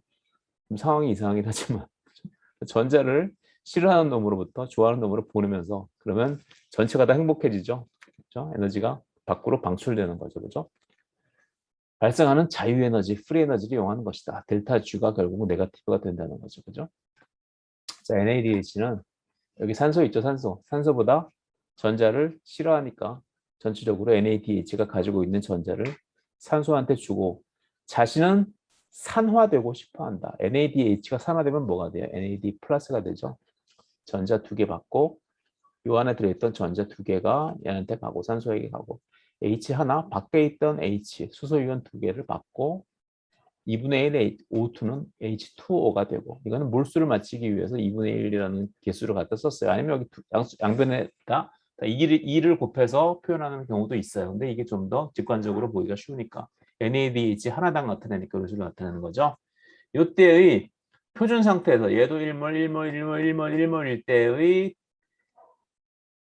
프리 에너지 체인지 델타 G0는 마이너스 52.4kcal/mol. 굉장히 높죠. 굉장히 에너지를 많이 가지고 있다고 보면 되죠. 굉장히 엑소고닉 리액션 이만큼 에너지가 발생한다. 그래서 저 에너지로 ATP를 합성하는데 그런데 우리가 그동안 봤던 거 뭐 글라이콜라이시스의 substrate level phosphorylation 글라이콜라이시스에서 스타 분자 있었죠. 포스포이놀 파이루베이트 그리고 1,3 포스포글리세레이트 그렇죠? 이런 것들이 두 개 다 ATP를 만들 수 있는데 얘네들이 포스페이트를 떼어낼 때 나오는 에너지가 기껏해야 뭐 마이너스 15kcal/mol, 마이너스 11kcal/mol 정도였죠. 이렇게 52.4kcal/mol이라는 엄청난 에너지 양이 나오는 경우는 거의 없었어요. 물론 표준 조건에서. 어쨌든 그래서 NADH로부터 산소로 전자를 전달하면 이렇게 큰 에너지가 한 번에 팍 나오기 때문에 와장창 튀어나오기 때문에 너무 한 번에 큰 에너지가 나오면 효과적으로 사용하지 못한다. 여러분들이 뭐 한 달에 용돈으로 한 몇십만 원 받으면 모르겠는데 갑자기 어디선가 어렸을 때 헤어진 뭐 친척이 나타나서 나한테밖에 유산을 물려줄 사람이 없다 그래서 한 달에 너한테 한 번에 많이 주면은 세금을 많이 떼니까 이제부터 네가 늙어 죽을 때까지 한 달에 5천만 원씩 용돈을 줄게. 생각만 해도 너무 좋죠, 그죠? 너무 좋은데 에너지가 너무 많이 나오니까 이걸 내가 효과적으로 이용 못하는 거야. 내가 적당히 용돈을 받아야지 인간적인 삶을 사는데 지금 여기 이 방에 있는 여러분들, 뭐 저 포함해서 한 달에 누가 5천만 원씩 꽁돈을 준다 그러면은 물론 5천만 원 주면은 세금을 약 38% 정도 내고 한 뭐 3천만 원 정도 받겠지만 생활이 막 망가지거나 그럴 수 있어요, 그죠?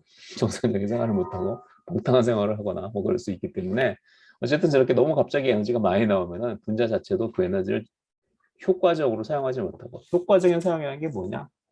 ATP를 합성했다. ATP를 합성해 두면은 그걸 나중에 필요할 때 어려울 때 쓸 수 있는 거죠. 에너지가 필요할 때. 돈이 너무 많이 생기면은 적당히 생기면은 그걸 좀 내가 뭐 한 달에 한 500만 원 정도 누가 주면은 한 300만 원 정도는 저금하고 100만 원 정도는 내가 맛있는 거 사 먹고 300만 원 정도는 내 자손들을 위해 써야지 저금해야지 뭐 펀드도 가입하고 그래야지 하겠지만 돈을 너무 많이 생기면은 야 이건 완전히 뭐 점점 비유가 이상한 데로 가고 있어서 지금 이게 수업 시간에 온라인 강의를 하면은 온라인 강의가 아니라 오프라인 강의를 하면 여러분들 얼굴을 보기 때문에 제가 이렇게 이 삐딱선을 타게 되면 여러분들 표정이 변해서 제가 정신을 차리고 원상태로 돌아올 수가 있는데 지금은 얼굴을 보여주는 분들이 두 분밖에 안 계셔가지고 제가 가끔가다 이럴 때가 있으니까 다시 정신을 차릴게요. 어쨌든 그래서 에너지가 한 번에 나오는 건 안 좋다. 이렇게 되면 에너지가 ATP로 저장이 안 되고 뭐로 되냐? 열로 발생하게 돼요. 그렇죠? 열로 발생하기 때문에 좋은 게 아니다. 그래서 이 한꺼번에 NADH에서 산소로 전자를 전달하기보다는 스텝 바이 스텝 NADH보다 약간 더 전자를 좋아하는 놈, 그리고 그 다음에 약간 더 좋아하는 놈, 더 좋아하는 놈, 더 좋아하는 놈, 이렇게 순서적으로 순서적으로 쫙 서 있는 상태에서 전자를 쪽쪽쪽 전달하면은 에너지가 조금씩 나와가지고 그 에너지를 효율적으로 모았다가 ATP를 합성하는 데 사용할 수 있겠죠.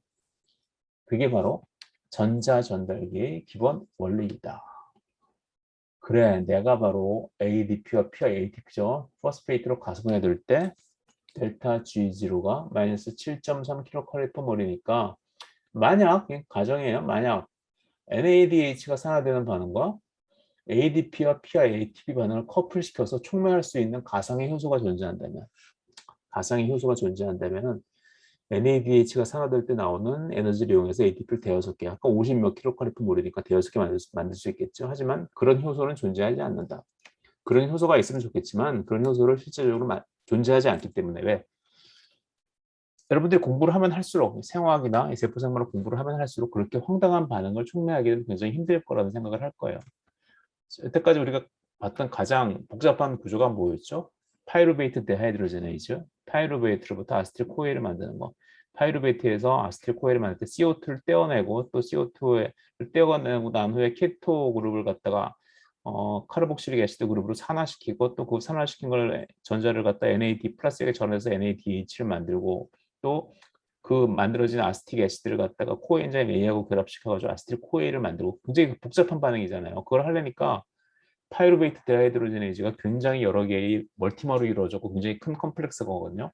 이거는 ATP를 만든다는 거는 ATP를 만든다는 반응은 생각만 해도 너무 끔찍한 반응이에요. 그래서 이런 특히 또 뭐지? NADH를 갖다가 거기서 에너지를 뽑아내가지고 NADH를 갖다 산화시키면서 ATP를 만든다. 이거는 하나의 엔자임이 할 수 있는 그러한 수준의 것이 아니에요. 마치 내가 집을 사가지고 대장동에 있는 타운하우스를 사서 타운하우스에 가라지가 있어요. 미국에서 살던 시절 미국 집에는 이제 거기 가라지가 있죠. 그 차고 집에 차고가 있어가지고 여러분들 가라지 밴드 그런 게 차고에서 뭐 티네이저들이 모여서 거기서 밴드를 하다가 이제 뭐 성공하고 그런 케이스들이 옛날에 있었는데 어쨌든 그 차고 안에서 뭐 어쨌든 제가 집을 사서 차고가 생겼어요. 차고에서 남자들이 거기 자기 작업실처럼 사용하죠. 막 여러 가지 공구도 사다 놓고 막 선반도 사다 놔서 막 물건도 만들고 막 남 목공도 하고 막 그래. 내가 집을 사서 가라지가 생겨서 거기에 내가 여러 가지 뭐 물건들을 갖다 놨어. 이제 나는 여기서 차도 만들 수 있고 비행기도 만들 수 있어. 그렇게 얘기하는 것과 같다는 거죠. 그렇죠? 그만큼 이러한 가상의 요소가 있기는 힘들어요. 그래서 실제로 비행기를 만들려면 비행기 공장이 있어야 되고 자동차를 만들려면 현대자동차 울산 공장이 있어야 하는 것처럼 ATP를 만들려면 마이토콘드리아의 전자전달기라는 공장이 있어야 된다. 그래서 ATP를 직접 만들지를 못하고 그래서 이런 꿈깨라는 거죠. 이런 건 있을 수 없다. 있을 수 없다. 그렇죠? 오늘 제가 얘기했던 거 두 가지 말도 안 되는 거 어떤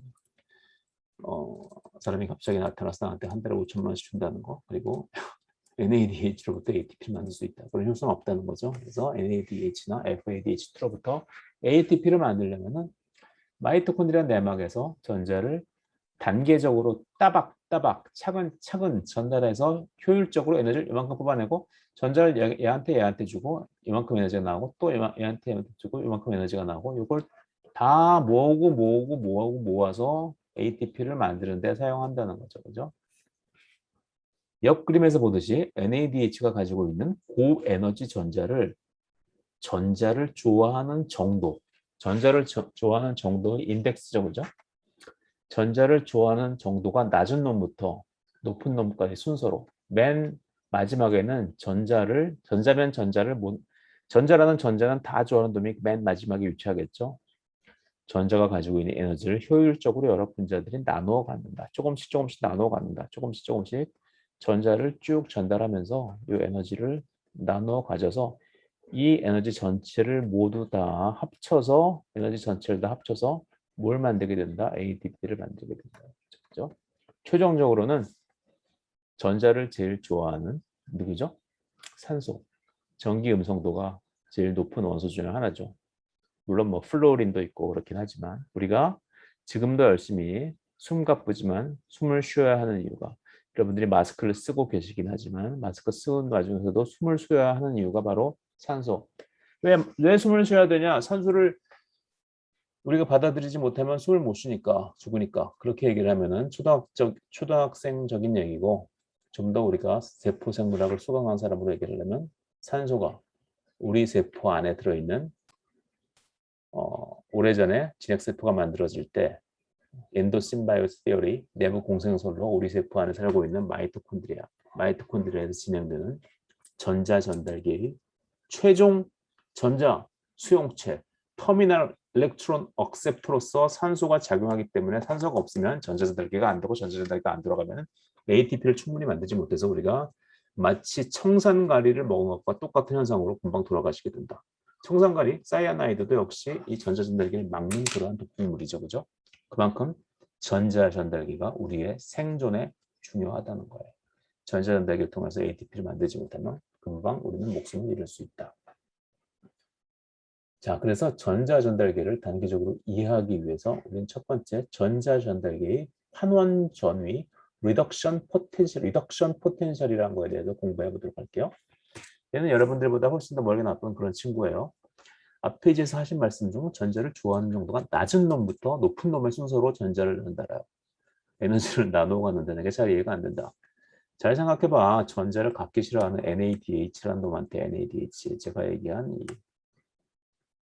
시험관 안에 전자를 꾸겨 넣는 억지로 전자를 꾸겨 넣어서 전자가 없으면 NAD 플러스에서 전자를 꾸겨 넣으면은 꾸겨 넣어서 여기 용수철이 막 튀어나오고 싶어 하면 이게 NADH라고 했죠. 억지로 전자를 꾸겨 넣으면은 에너지가 들겠지. 누르면서 에너지가 들겠죠. NAD 플러스에 전자를 넣어서 NADH를 만드는 경우를 생각해봐. 그러니까 만들 때도 힘들고 딱 풀려서 여기 스위치를 딱 열면 퉁 튀어나와서 에너지도 많이 나온다. 그러니까 전자를 덜 좋아하는 분자로부터 전자를 더 좋아하는 분자로 전자를 이동하면 그 반응 전체계가 안정되어서 저는 350만 원짜리 맥북 프로가 싫어요. 난 너무 싫어. 집에 있으면 너무 귀찮아. 좋아하는 내 친구한테 줄래? 나도 좋고 그 친구도 좋다는 거죠. 그죠? 반응계가 안정되어서 델타 G가 네거티브인 반응. 즉 엑설고닉 유액성이 된다는 거죠. 전자를 싫어하는 놈으로부터 전자를 좋아하는 놈으로 보내면. 그죠? 이게 이해가 되실 거라고 생각해요. 자발적인 반응. 스폰테이니어스 리액션이 있는 거죠. 그래서 우리가 전자전달계의 각 컴포넌트들을 이해하려면은 이 전자전달계의 각 구성 요소들이 얼마나 전자를 상대적으로 더 좋아하느냐, 덜 좋아하느냐의 순서를 정할 필요가 있어요. 그래서 어떤 분자나 원자 또는 이온이 분자일 수도 있고 원자일 수도 있고 이온일 수도 있으니까 뭐 철이온 이런 걸 수도 있으니까 그죠? 얼마나 전자를 좋아하느냐. 분자의 경우 파이루베이트의 경우도 있고 뭐 원자의 경우 산소일 수도 있으니까 전자를 받아들이는 건 이온도 받아들일 수 있고 원자도 받아들일 수 있고 분자도 받아들일 수 있죠. 그죠? 즉 얼마나 환원된 상태, 전자와 결합한 상태를 선호하느냐의 척도로 표준 환원 전위, 스탠다드 리덕션 포텐셜을 정의해서 사용한다. 그래서 이게 전자를 우리가 NAD 플러스는 전자를 잃은 형태, 산화된 형태, NADH는 전자를 얻은 형태, 환원된 형태죠. 또 하나의 이해 뭐 있어요? FAD, 산화된 형태, FADH2, 환원된 형태. 자, 산소, 산화된 형태, H2O, 환원된 형태. 그렇죠? 그래서 리덕션 커플이 있어요. 산화된 놈과 환원된 놈은 항상 커플로 다니죠. 그렇죠? 수소 이온은 산화된 형태, 전자 두 개를 받으면 수소 분자 H2가 되면 환원된 형태. 그래서 이걸 리덕스 페어, 산화 환원 쌍이라고 해요. 그래서 산소와 물은 역시 리덕스 페어, NAD 플러스와 NADH도 역시 리덕스 페어, FAD와 FADH2도 역시 리덕스 페어. 그래서 표준 환원 전위값, 얼마나 이 리덕스 페어가 전자를 좋아하느냐, 즉 환원된 형태와 산화된 형태 중에서 어느 쪽을 더 선호하느냐. 나는 이쪽으로 가고 싶어. 난 싫어. 전자가 싫어서 이쪽으로 가고 싶어. 그렇죠? 이 리덕스 페어의 밸런스가 환원된 형태로 기우느냐 산화된 형태로 기우느냐에 따라서 이 페어가 얼마나 전자를 좋아하느냐 안 좋아하느냐의 상대적인 척도를 매길 수가 있겠죠. 그래서 그 중에서 대조군으로 사용하기 위해서 컨트롤로 사용하기 위해서 뭔가 비교할 대상이 필요하니까 예전에 전자 오락 게임을 제가 초등학교 때 되게 좋아했는데 뭐 알카노이드 벽돌 깨기 그런 게 뭐 아주 예전에 나왔었고 그 전에는 이건 점수를 낼 수가 있어요. 상대적으로 뭐 몇 점을 내, 나는 이거 했는데 몇 점 낸다. 나는 뭐 580점을 내. 나는 400점이야. 내가 너보다 잘하지 그럴 수가 있는데 이렇게 점수 내는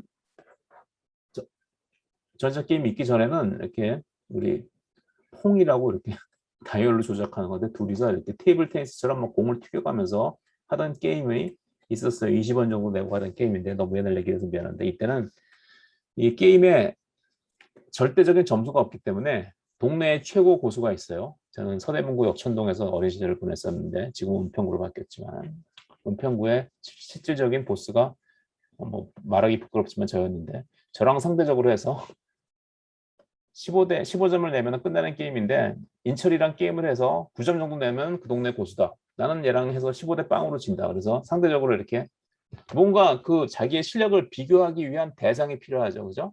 그래서 그런 걸 비교하기 위한 대상으로서 어떤 커플을 사용하느냐? 수소이온과 수소 커플을 사용한다. 그래서 얘가 바로 기준이 되는 반응이 이거다.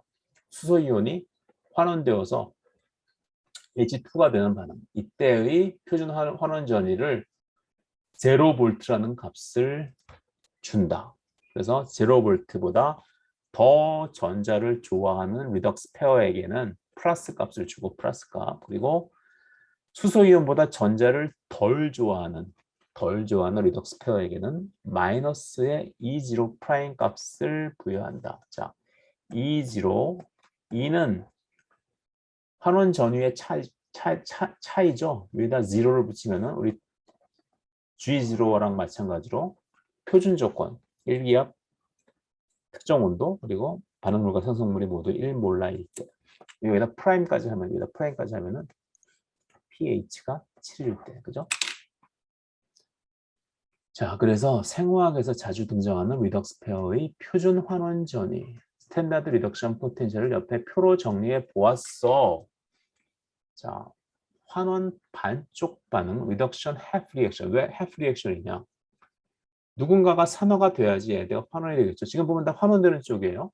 산소가 전자를 받아서 물로 환원되고 사이토크롬 A3가 여기 안에 있는 철 이온, 3가 이온이 전자를 받아서 2가 이온으로 환원되고 얘도 마찬가지고 코엔자임 Q라는 조효소가 전자를 받아서 코엔자임 QH2로 환원되고 자, 옥살로 아세테이트가 말레이트로 환원되고 그렇죠? 파이루베이트가 락테이트로 환원되고 전자 FAD 이거 좀 헷갈리면 이걸 보세요. FAD가 전자 2개, 수소이온 2개 받아서 FADH2로 환원되고 이렇게 환원되는데 환원되는 건 절대 혼자 일어나지 않는다. 누가 환원되면 누군가는 산화되어야 된다. 여러분들이 맞고를 치시면 여러분들이 돈을 따면은 여러분의 상대방은 돈을 잃죠. 마찬가지예요. 그래서 환원 반쪽 반응이 있으면 반대쪽에는 산화 반쪽 반응도 있다. 근데 우리는 반쪽 반응만 보자는 거죠. 보시면은 산소가 가장 전자를 좋아한다고 그랬죠. 그래서 얘의 반쪽 반응의 표준 환원 전위는 0.816, 0보다 큰 값이죠. 0보다 크면은 수소이온 요 페어보다는 좀 더 전자를 좋아한다. 얘가 0이니까 0V. 수소이온보다 전자를 좋아하는 애들은 양의 값을 가지고 있고 수소이온보다 전자를 갖기 싫어하는 애들은 음의 값을 가지고 있다. 자, 보시면 FAD의 음의 절대값보다 FAD에다 전자를 꾸겨 넣어서 FADH2를 만들 때의 음의 절대값보다 NAD 플러스에다 전자를 꾸겨 넣어서 NADH를 만들 때 음의 절대값이 더 크죠. 이건 무슨 얘기예요? FAD보다 NAD 플러스가 전자를 더 싫어한다. 그렇죠? 전자를 더 싫어한다. NADH를 만들기가 FADH2를 만들기보다 더 어렵다. 더 NAD를 만들기 위해서 스프링을 더 많이 눌러가지고 단단하게 여기 스프링이 깐 상태에서 전자를 집어넣어야 된다. 그래서 NADH가 FADH2보다 에너지가 높다는 거죠. NAD 플러스 NADH의 리덕스 페어의 경우, 리덕스 페어라고 그래요. 리덕스 페어. 숙시네이트와 알파 키토글루타레이트도 리덕스 페어, NAD 플러스와 NADH도 리덕스 페어, FAD와 FADH도 리덕스 페어, 산소와 물도 리덕스 페어. E0 값이 크면 클수록 더 이쪽으로 환원되는 쪽으로 쉽게 간다고, 오른쪽으로 쉽게 간다고 생각하면 되죠. 그래서 이쪽이 제일 쉽게 일어나고 이 위에 있는 반응이 제일 쉽고 easy. 이쪽으로 가면 더 어렵다, harder. 그렇죠? 이해가 잘 안 되면 반쪽 모델, 파이루베이트 락테이트 리덕스 페어가 수소 이온 H 플러스 리덕스 페어, 여기 보시면 파이루베이트 락테이트 샘플 전국, 파이루베이트하고 락테이트하고 섞어놓고 여기는 뭐 이거보다 좀 복잡한 실험 세팅을 해도 된다. 어쨌든 여기 뭐 수소 챔버를 열어놓으면 안 되겠죠. 여기 수소연이 수소가스 날아가면 안 되니까. 근데 이렇게 그리긴 하는데 이거보다 좀 더 복잡한 실험 시스템을 갖춰야 된다고 생각하세요. 여기는 수소 이온하고 수소 기체를 섞어 놓은 거죠. 그러면은 전자의 방향은 어떻게 될까? 파이루베이트 락테이트 샘플 전국에서 H2 플러스 H2 레퍼런스 전국으로 이쪽으로 흐르게 된다. 왜? 여기를 보시면은 리덕스 페어 중에서 파이루베이트 락테이트가 마이너스 0.18호죠. 수소 이온하고 수소는 어땠어요? H 플러스하고 H는 아까 얘기했지만 제로로 높이로 했죠. 제로. 수소보다 더 전자를 싫어하기 때문에 누가? 파이루베이트로. 그래서 파이루베이트는 산화되어서 락테이트로 되고 수소이온은 전자를 받아들여서 H2로 된다. 락테이트는 파이루베이트로 산화되고 락테이트가 파이루베이트로 산화되고 H 플러스는 H2로 환원된다는 것이다. 그렇죠? 그래서 항상 누군가가 산화되면 누군가는 환원되어야 된다.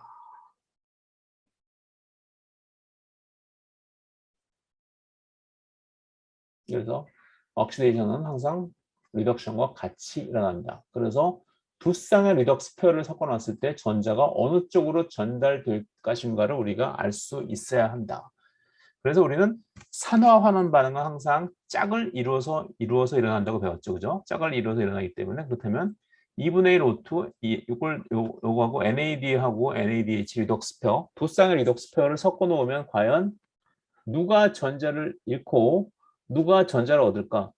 당연히 NADH가 전자를 잃고 O2가 전자를 얻겠죠. 그죠? O2H2 리덕스 페어의 E0 프라임은 0.816이고 NAD 플러스 NADH 리덕스 페어의 E0 프라임은 마이너스 0.320이니까 NADH가 이 페어가 더 전자를 싫어하는 거죠. NAD 플러스 페어가 산소, 물 페어보다 전자를 더 싫어하기 때문에 NADH가 가지고 있는 전자는 산소에게 가서 물로 환원되게 된다. 그래서 O2 쪽으로 NADH에서 전자가 이동한다. 자, 그래서 표준 환원 전위의 차이를 한번 구해보자는 거죠. 그래서 이걸 이렇게 정의할 수 있다. 이번에는 E0 델타 값은 변화 값은 즉 NADH가 가지고 있는 전자를 산소에게 넘겨줄 때 이 표준 환원 전위의 변화 값은 어떻게 될까? E0 억셉터였죠. 억셉터. 전자를 받는 놈은 뭘까? 전자를 받는 놈은 산소가 받으니까 산소 여기죠. 여기 0.816. 그리고 도너 전자를 주는 놈 NADH니까 여기 마이너스 0.320 그렇죠? E0 억셉터에서 마이너스 사인 빼면 된다. 빼면 도너의 표준 환원 전위를 빼면 된다. 그러면은 억셉터 0.816은 산소 H2O 리독스 페어의 표준 환원 전위 빼기 가로 열고 다시 여기는 NAD 플러스의 표준 환원 전위 얘는 마이너스 0.320 그래서 마이너스가 플러스니까 1.136V가 된다. 즉 델타 E0 프라임 이거는 도너 리덕스 페어에서 억셉터 리덕스 페어로 전자를 줄 때의 표준 환원 전위의 차이인데 이게 큰 값이면 큰 값일수록 더 에너지가 많이 나오고 더 반응이 잘 일어난다 라고 생각하시면 돼요. 그렇죠? 그래서 여러 리덕스 페어들을 섞어 놓았을 때 전자가 이동하는 방향은 E0 프라임이 작은 리덕스 페어의 환원된 형태, 환원된 형태가 전자를 가지고 있으니까 E0 프라임이 작다니까 여기는 절대값이 작은 게 아니라 실제로 값이 작은, 예를 들어서 NAD 플러스 NADH 작죠. 마이너스 0.320이니까 그죠? 환원된 형태니까 이 페어의 환원된 형태 NAD 플러스로부터 물을 섞어놨을 때 얘는 크니까 얘는 E0 프라임이 큰 리덕스 페어, 산소하고 물의 경우 페어죠. 두 개 페어 중에서 산화된 형태는 얘죠. 얘로 오른쪽에 이쪽 변에서 여기로 전자가 전달된다. 그죠? 그리고 그러한 반응이 얼마나 쉽게 잘 일어나는지 알려면은 델타 E0 프라임을 구하면 되는데 델타 E0 프라임은 어떻게 구하냐? 억셉터의 표준 환원 전위에서 도너의 표준 환원 전위를 빼면 된다. 그래서 아까 이 경우에는 억셉터 얘가 봤죠? 0.816 빼기 도너 NAD 플러스 NADH 커프 마이너스 3.0 이렇게 계산하면 되는 거다. 그래서 E0 프라임 값을 큰 순서에서 작은 순서로 나열한 이 옆에 있는 초록색 쉐이딩 안에 있는 표에서 밑에 있는 리덕스 페어의 환원된 형태, reduced form, 환원된 형태는 다 오른쪽에 있죠. 화살표의 오른쪽. 왜? 전자를 받아가지고 환원되니까. 이 환원되어 있는 표의 오른쪽은 자기보다 위에 있는 순서대로 나열해놨으니까 값 순서대로 나열했죠. 그래서 맨 밑에 있는 애들은 자기 위에 있는 리덕스 페어의 산화된 형태로 전자를 자발적으로 전달할 수 있다. 그러니까 알파 키토글루타레이트는 NAD 플러스 얘한테도 줄 수 있고 FAD에도 줄 수 있고 파이루베이트도 줄 수 있고 옥살라스테이트도 줄 수 있고 코엔자임 Q도 줄 수 있고 산소에도 다 줄 수 있고 NADH의 경우에는 얘한테 못 주죠. 얘한테 줄 수 있고 다른 색깔로 헷갈리지 않게 NADH의 경우에는 FAD에도 줄 수 있고 파이루베이트 줄 수 있고 이렇게 줄 수 있고 이렇게 줄 수 있고 그렇죠. FAD의 경우에는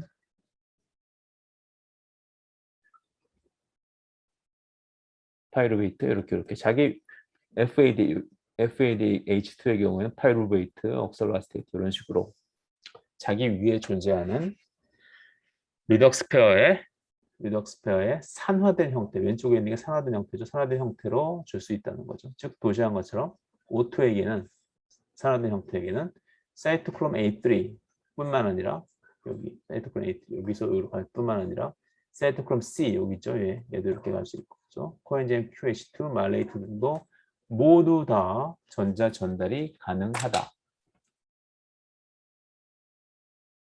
자, 여기서 우리가 또 체크해 보아야 할 것은 델타 U0 프라임과 델타 E0 프라임의 오묘한 관계. 자, 페이지에서 자발적인 전자의 전달 과정에서 델타 E0 프라임은 0보다 크다고 계산한 거 있죠, 그죠? 0보다 크죠? NADH가 O2에게 전자를 줄 때의 E0 프라임은 0보다 크죠, 그죠? 0보다 크다. 라고 배웠었지. 자발적인 반응이라고 하면 생각나는 거 없냐고 일장하게 배운 거죠. 자발적인 반응은 델타 G0 혹은 델타 G0 프라임이 0보다 작으면 자발적인 반응이다. 그러면 델타 E0 프라임과 델타 G 프라임의 반비례의 관계라기보다는 델타 G 그렇죠? 역의 관계인 거죠. 역의 관계. 그렇죠? 그래서 델타 G0 프라임이 0보다 작으면은 델타 E0 프라임은 0보다 크게 된다. 내가 어젯밤에 예습한 바에 의하면은 델타 G0 프라임은 마이너스 N 역비례한다는 거죠. 그죠? N F는 패러데이 컨스턴트 이러한 값이에요. 그리고 델타 E0 프라임이라는 관계식이 성립한다. N은 전달되는 전자의 수. 전자가 하나 전달되면 1이고 전자가 2개 전달되면 2다. 이렇게 역비례한다는 거죠. 그러니까 델타 E0 프라임이 0보다 크면은 델타 G0 프라임은 0보다 작게 된다. 그죠? 자, 프라임을 붙인 델타 G0 프라임은 배우지 않은 것 같아. 정리해 주세요. 델타 G는 표준 조건이 아니고 델타 G에 위에다 제로를 붙이면 표준 조건 1기압 25도 모든 반응 무가성 성분이 모두 1몰라의 농도. 근데 여기다 프라임을 붙이면은 pH가 7이라는 거죠. 그죠? 그래서 대쉬가 붙으면 추가로 pH가 7일 때를 뜻한다. 자, 그러면 NADH로부터 전자 두 개가 산소에게 전달되는 과정에 델타 G0 프라임과 델타 E 0 프라임을 계산해 볼까? 자, 이 과정 NADH와 산소로 갈 때 우리가 바로 앞 페이지의 환원 반측 반응표로부터 알 수 있는 것은 무엇일까? 자, NADH가 갖고 있는 전자가 산소에게 전달되어서 NADH는 NAD 플러스로 산화되고 산소는 물론 환원될 때 이 반응 즉 이 반응 산화환원 반응의 델타 E0 프라임, 델타 G0를 구하려면 우선 환원 반쪽 반응표로부터 반쪽 반응의 델타 E0를 가져와야겠지, 그죠? 이건 표에서 가져온 값이에요. 여기는 표에서 가져온 값이죠, 그죠? 그래서 이렇게 해서 아까 구한 대로 이렇게 빼니까 플러스가 됐죠, 그죠? 델타 G0 프라임을 구하려면 마이너스 N 전자 두 개 패러다이 컨스탄트 이렇게 곱하면은 마이너스가 있기 때문에 마이너스 52.4 킬로칼로리 퍼 몰이 된다. 앞에서 우리가 일방적으로 처음에 배웠던 그 값과 일치한다. 자, 여기서 계산한 것처럼 전자 두 개를 NADH로부터 O2로 옮겼을 뿐인데 굉장히 큰 에너지가 발생했다. 마이너스 52.4 킬로칼로리 퍼 몰. 굉장히 큰 것처럼 보이죠. 언뜻 봐도. 이제 이 에너지를 효과적으로 이용하여 ATP를 합성하는 전자 전달기에 대해서 자세히 배워보자. 네. 천천히 단계적으로 전자를 전달한다고 했죠. 아까 얘기했듯이 NADH로부터 O2로 직접 전자를 전달하면 한 번에 에너지가 너무 많이 빨리 발생해서 효과적으로 ATP에 저장하기가 어렵다는 거죠. 그래서 단계적으로 에너지를 조금씩 스텝 바이 스텝 효율적으로 사용하는 시스템이 바로 전자 전달계이다. 이 아저씨처럼 월급날에 월급을 하루 저녁에 다 써버리면은 어떻게 비유하냐? 전자 NADH에서 O2로 직접 전자를 전달하는 경우. 뭐 열 에너지는 한꺼번에 왕창 그날 기분은 좋겠지만 그게 무슨 뜻이냐?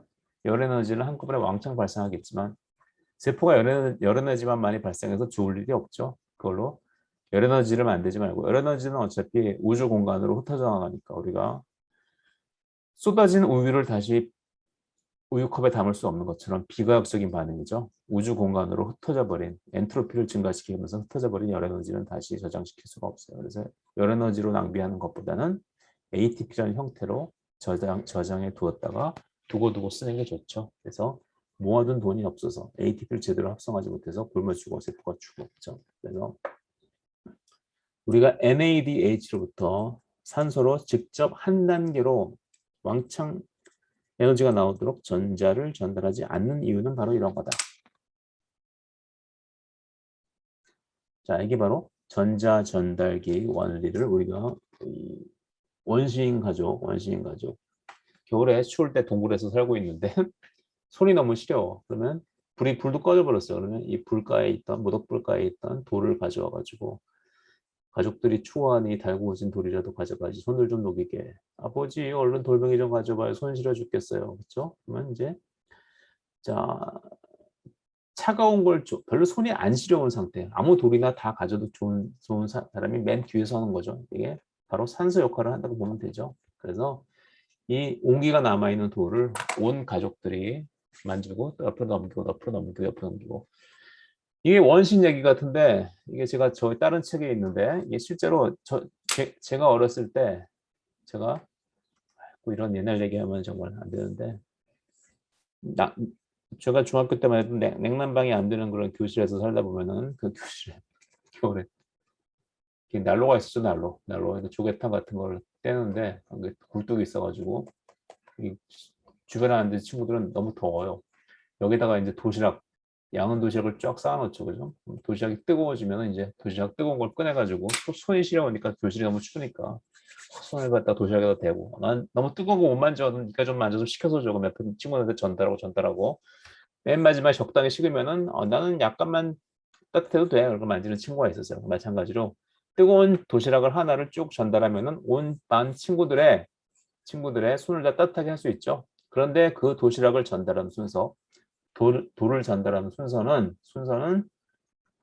그 돌을 좋아하는 순서. 따뜻한 돌을 좋아하는 순서겠죠. 따뜻한 돌이 제일 좋아하는 놈들이 맨 앞에 있을 테고 굳이 따뜻한 돌이 아니라도 약간 미지근한 돌이라도 좋아하는 놈은 맨 뒤에 쓰겠다. 이렇게 전자를 좋아하는 순서대로 쭉 나열되어 가지고 전자를 상대적으로 전달하는 게 바로 전자 전달기이다. 그렇죠? 최종적으로는 완전히 차갑게 식은 돌, 우리 엄마는 원시인 엄마는 차갑게 식은 돌이라도 좋다. 내가 받아줘야지, 그죠? 최종적으로 다 식어버린 돌, 즉 에너지가 빠져버린 전자. 전자가 에너지가 하이 상태로 올라갔다가 점점 에너지 상태가 떨어지면서 최종적으로 다 에너지가 빠져버린 상태, 기저 상태로 돌아온 전자를 받아들이는 게 누구다? 산소다, 산소. 전자를 너무 좋아하는 산소가 받아들이게 된다. 이런 쪽으로 비유적으로 생각하시면은 전자 전달기를 이해하기가 좀 더 쉬우실 거예요. 자, 그래서 전자 전달기 구성 멤버를 볼게요. 구성 멤버 4개의 복합체, 컴플렉스가 있어요. 복합체는 여러 가지 단백질들이 때로 뭉쳐서 만드는 그런 복합체인데 이 복합체들이 어디에 있냐? 어디에 존재하냐? 여러분 마이토콘드리아가 2개의 멤브레인으로 이루어진 거 아시죠? 바깥쪽, 외막, 아우터 멤브레인. 아우터 멤브레인. 너무 빨리 쓰지 않으면 이렇게 튀는 현상이 안 나타나네. 이쪽은 뭐지? 내막, inner membrane. 자, 우리 마이토콘드리아의 구조에 대해서 각각의 명칭에 대해서 다 아시겠지만 다시 짚고 넘어갈게요. 이 안은 뭐라고 불러요? 매트릭스, 그죠? 매트릭스. 키아누 리브스가 나오는 매트릭스. 그죠? 그리고 이 아우터 멤브레인과 인너 멤브레인 사이의 공간을 막간 공간, 막간 공간. 인터 멤브 짜증난다. 왜 이래? 멤브레인 스페이스. 막과 막 사이에 공간 인터 멤브레인 스페이스. 제가 이렇게 삐죽삐죽하게 써도 정자처럼 왜 이러지? 이게 태블릿이 후져서 그런 줄 알았더니 그게 아니고 이 파워포인트에다가 글을 쓰는 시스템의 문제인 것 같아요. 자, 어쨌든 이러한 구조를 가지고 있고 이러한 전자전달기 복합체들은 어디에 존재하냐? 여기 인너 멤브레인, 안쪽 멤브레인에 이렇게 복합체들이 이렇게 박혀 있는 거예요. 이렇게 복합체 1, 2, 3, 4들이. 자, 복합체 1, 2, 3, 4. 2, 3하고 3하고 같은 놈들이에요. 내가 복합체 1. 복합체 1은 우리가 환원된 조효소 NADH와 FADH2가 있지만 어느 게 더 유망하죠? 어느 게 더 에너지를 많이 가지고 있죠? NADH가 10,000원짜리면 FADH2는 6,667원짜리라고 했죠. NADH가 더 메인이기 때문에 NADH로부터 전자를 빼앗는 복합체가 복합체 1이다. 그래서 복합체 1, 컴플렉스 1. NADH에서 뺏은 전자를 코엔자임 Q에게 넘겨준다. 코엔자임 Q는 하이드로포빅한 구조를 가지고 있어서 이렇게 요 인너 멤브레인, 마이토콘드리아 인너 멤브레인의 요 안쪽에 요 인지질 요 안쪽에 이렇게 들어가 있어요. 코엔자임 Q. 육각형으로 생긴 게 코엔자임 Q예요. 코엔자임 Q. 코엔자임 Q가 환원되면 코엔자임 Q는 산화된 형태고 이 코엔자임 Q는 산화된 형태고 코엔자임 Q가 환원되면 코엔자임 QH2 M이 아니고 H예요. H. 코엔자임 QH2가 된다. 예. 그러면 이 환원된 형태 코엔자임 QH2에서 전자를 뺏어서 코엔자임 QH2에서 환원된 상태 전자를 뺏어서 누구한테 넘겨준다? 컴플렉스 3는 코엔자임 Q에서 사이토크롬 C에게 전자를 넘겨주는 걸 담당하는 게 컴플렉스 3다. 그리고 마지막에 복합체 4는 사이토크롬 C의 전자를 최종적 전자 수용체인 산소에게 넘겨준다. 그렇죠? 그래서 NADH에서 컴플렉스 1, 그 다음에 코엔자임 Q, 그 다음에 컴플렉스 3, 그 다음에 사이토크롬 C, 컴플렉스 4. 컴플렉스 2는 어디냐? 컴플렉스 2는 어디에 사용돼요? 얘는 바로 FAD에서 전자를 뺏어서 코엔자임 Q에게 주는 놈이 바로 FAD 컴플렉스 2예요. 그래서 플로우가 NADH에서 컴플렉스 1, 3, 4 그리고 산소. 여기는 코엔자임 Q 있고 여기는 뭐 있죠? 사이토크롬 C 있죠? 사이에. 그리고 FADH H2는 콤플렉스 2 그리고 사이트 코엔자임 Q 콤플렉스 3 그다음에 콤플렉스 4 사이토크롬 C 그리고 O2 이런 식으로 NADH와 FADH2가 처음 전자를 뺏는 콤플렉스가 각각 달라요. NADH는 콤플렉스 1, FADH2는 콤플렉스 2. 다음 시간부터는 이거 필기가 잘 안 돼서 제가 파워포인트 말고 PDF를 띄워가지고 할게요. PDF 띄우면은 이런 건 아니었던 것 같아요. 왜 복합체 1 다음에 복합체 3인가 했더니 복합체 1은 NADH, 복합체 2는 FADH2로부터 전자를 전달하는 별도의 복합체다. 그래서 1, 3, 4 쪽으로 가거나 NADH의 경우는 그리고 FADH2의 경우는 2, 3, 4 그죠? 1에서 2로 가는 경우는 없다. 그죠?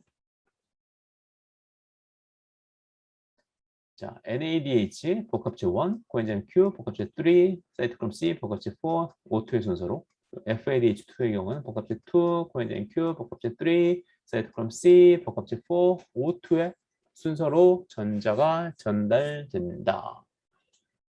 자, 그러면 우리 복합체 1부터 하나하나 이제 강론으로 들어가서 얘네들은 과연 어떤 놈들인가 알아보도록 할게요. 자, 얘네들 이름만 딱 외우면 얘네들이 하는 일이 뭔지 뻔히 알 수 있어요.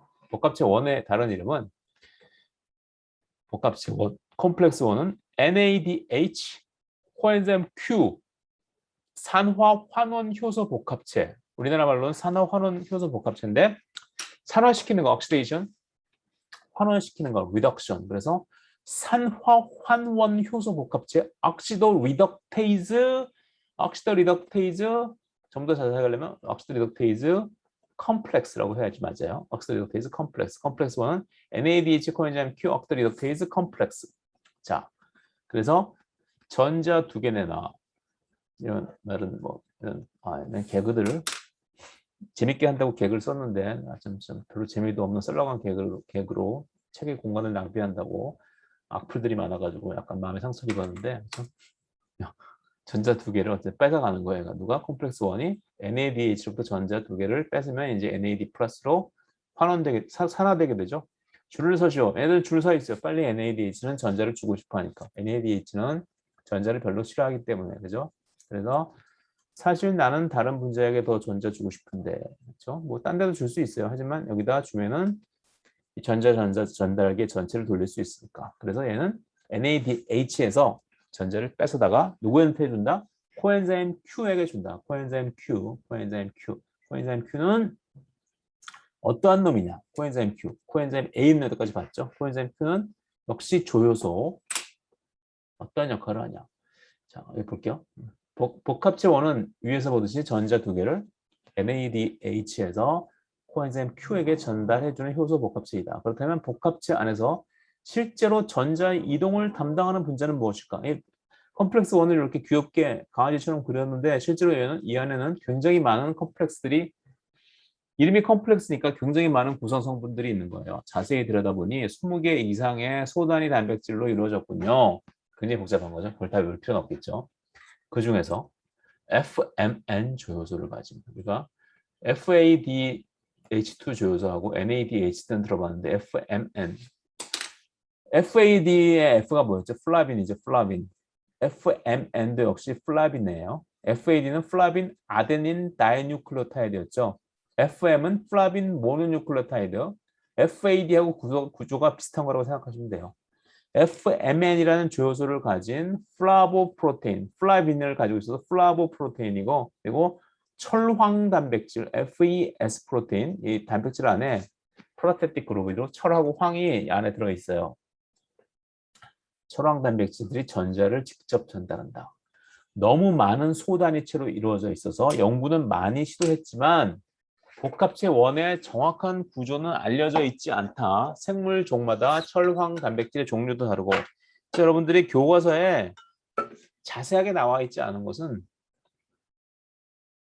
왜 그런가 하면은 그 일반론을 펼칠 수 없기 때문에 그때 다르기 때문이라고 생각하시면 대충 맞아요. 그래서 어느 정도 교과서에 나온 얘기들은 모든 생물종에서 어느 정도 거의 비슷한 보존이 되어 있는 경우는 나오지만 그것보다도 자세한 거는 생물종마다 다 틀리기 때문에 생물종이 가지고 있는 마이토콘드리아도 다 틀리고 생물종들이 가지고 있는 마이토콘드리아의 컴플렉스 1의 구성 성분도 조금씩 다 틀리기 때문에 조금씩 다 서로 다르기 때문에 이렇게 더 이상 자세하게는 얘기를 안 하는 것이다라고 생각하시면 맞아요. 우리가 여기서 알아야 될 것은 그냥 FMN을 가지고 있는 플라보 프로테인과 철황 단백질 FE, 아이언 설퍼 프로테인이 이러한 컴플렉스 1에서의 전자 전달을 담당한다 정도로 알아두시면 될 것 같아요. 자, NADH는 복합체, 산화혈흔 효소 복합체의 구성 성분인 플라보 프로테인, 정확하게 말하면 플라보 프로테인이 끼고 있는 조효소 FMN에게 전자를 뺏긴다. 자, 플라보 프로테인. 이게 컴플렉스 1의 그 일부를 나타낸 거예요. 컴플렉스 1은 굉장히 많은 서브 유닛을 가지고 있다 그랬죠. 아까 20종 이상의 소단위 단백질로 이루어졌다고 그랬죠. 그 중에 하나. 얘가 처음에 NADH로부터 전자를 받는다. FMN, 이 부분이 플라빈이죠. FAD의 플라빈과 같은 구조예요. 역시 나이트로젠이 전자를 받아요. NADH로부터 이쪽으로 전자가 전달되는 것은 델타 E0는 0보다 크고 델타 G0는 0보다 작겠죠. 자발적으로 일어나는 반응이에요. 마찬가지로 저 질소 두 개가 전자를 받을 수 있다. 그리고 복합체 1을 이루는 다른 소단의 단백질들이 뭐라고 얘기를 하냐? 너 말고 아이언 설퍼 프로테인도 중요하거든. 얘가 받은 전자는 그 다음에 어디로 전달되게 되냐? 바로 아이언 설퍼 프로테인으로 전달되게 된다. 우리도 뭔가 기능이 있을 거야. 아직 과학자들이 밝혀내지 못해서 그렇지. 그래서 과학자들이 아직 완벽하게 기능을 밝혀내지 못했다. 복합체 NADH 코엔자임 Q 옥시도리덕테이즈, 즉 첫 번째 복합체 1, 컴플렉스 1에 여러 가지 단백질 구성 성분들이 있는데 나머지 구성 성분들의 기능은 아직 완벽하게 밝혀지지 못했어요. 자, 전자를 받은 FMN은 뭘로 환원될까? 우리 FAD가 환원되면은 FADH2가 됐죠? 마찬가지로 FMN도 FMNH2로 환원된다. 자, 이제 FMNH2가 가지고 있는 전자 두 개를 누구한테 줘야 될까? 아이언 설퍼 프로테인에게 준다. 아이언 설퍼 프로테인에게 받을 준비 됐지? 그래, 나한테 넘겨. 토스하는 거, 토스. 그럼 얘가 이제 환원된 거죠. 전자 두 개를 가지고. 산화된 아이언 설퍼 단백질이 환원된다. 자, 이제 전자들을 컴플렉스 1에서 떠나보내야 할 때, 그 다음에 누구한테 넘긴다고 그랬죠? 코엔자임 Q. 컴플렉스 1의 이름은 NADH 코엔자임 Q 옥시도리덕테이즈 컴플렉스. 저 NADH는 산화시키고 코엔자임 Q는 환원시킨다. 코엔자임 Q에게 전자를 전달해야 되는 거죠. 코엔자임 Q에게 전자를 전달한다. 여태까지 모든 일들이 이 컴플렉스 1 안에서 여기서 일어나게 된다. 컴플렉스 1 안에서 일어나게 된다. 자, 코엔자임 Q. 코엔자임 Q는 이름이 UBQ는요. UBQ는 우리 여기까지만 하고 얘기를 이번 시간 끝내도록 할게요. UB. 우리 1학기 때 배웠던 건 뭐였어요? 유비큐틴 있죠? 유비큐틴. 유비큐틴이 뭐였죠? 단백질을 프로테아솜에서 분해하고 싶을 때 유비큐틴을 이렇게 계속 몇 개를 붙여놓으면은 뭐라 그랬어요, 이거? 폴리 유비큐티네이션. 폴리 유비큐틴이 일어나면 얘가 프로테아솜이라는 세포의 소기관에서 분해되게 되죠, 그죠? 유비큐틴이라는 단백질 이름이 어디서 왔을까? 유비가 뭐 유비? 유비큐토스. 여기저기 있다는 뜻이죠. 유비큐토스, 그죠? 이거는 보큐뷸러리 단어예요. 여기저기 있다 유비큐토스. 예전에 우리 핸드폰이 한참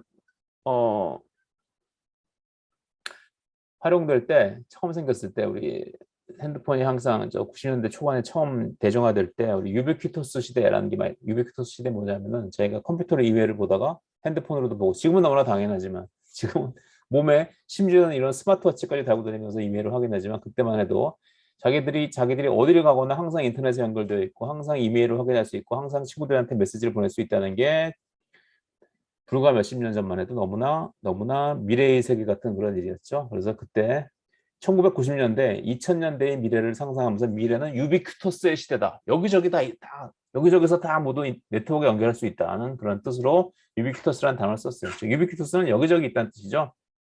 유비큐틴이라는 단백질은 이 단백질 유비큐티네이션에 의해서 단백질 분해하는 게 워낙 중요하기 때문에 유비큐틴이라는 단백질은 우리 세포에 여기저기 다 있어요. 그렇기 때문에 이름이 유비큐틴이 된 것이고 유비퀴논은 이 퀴논이란 이 물질인데 퀴논 물질 중에서 이 유비퀴논은 세포 안에 워낙 많이 존재하기 때문에 왜? 전자전달기에서 중요한 역할을 담당하기 때문에 많이 존재하는 퀴논이다. 그래서 이름은 유비퀴논을 갖게 되었다.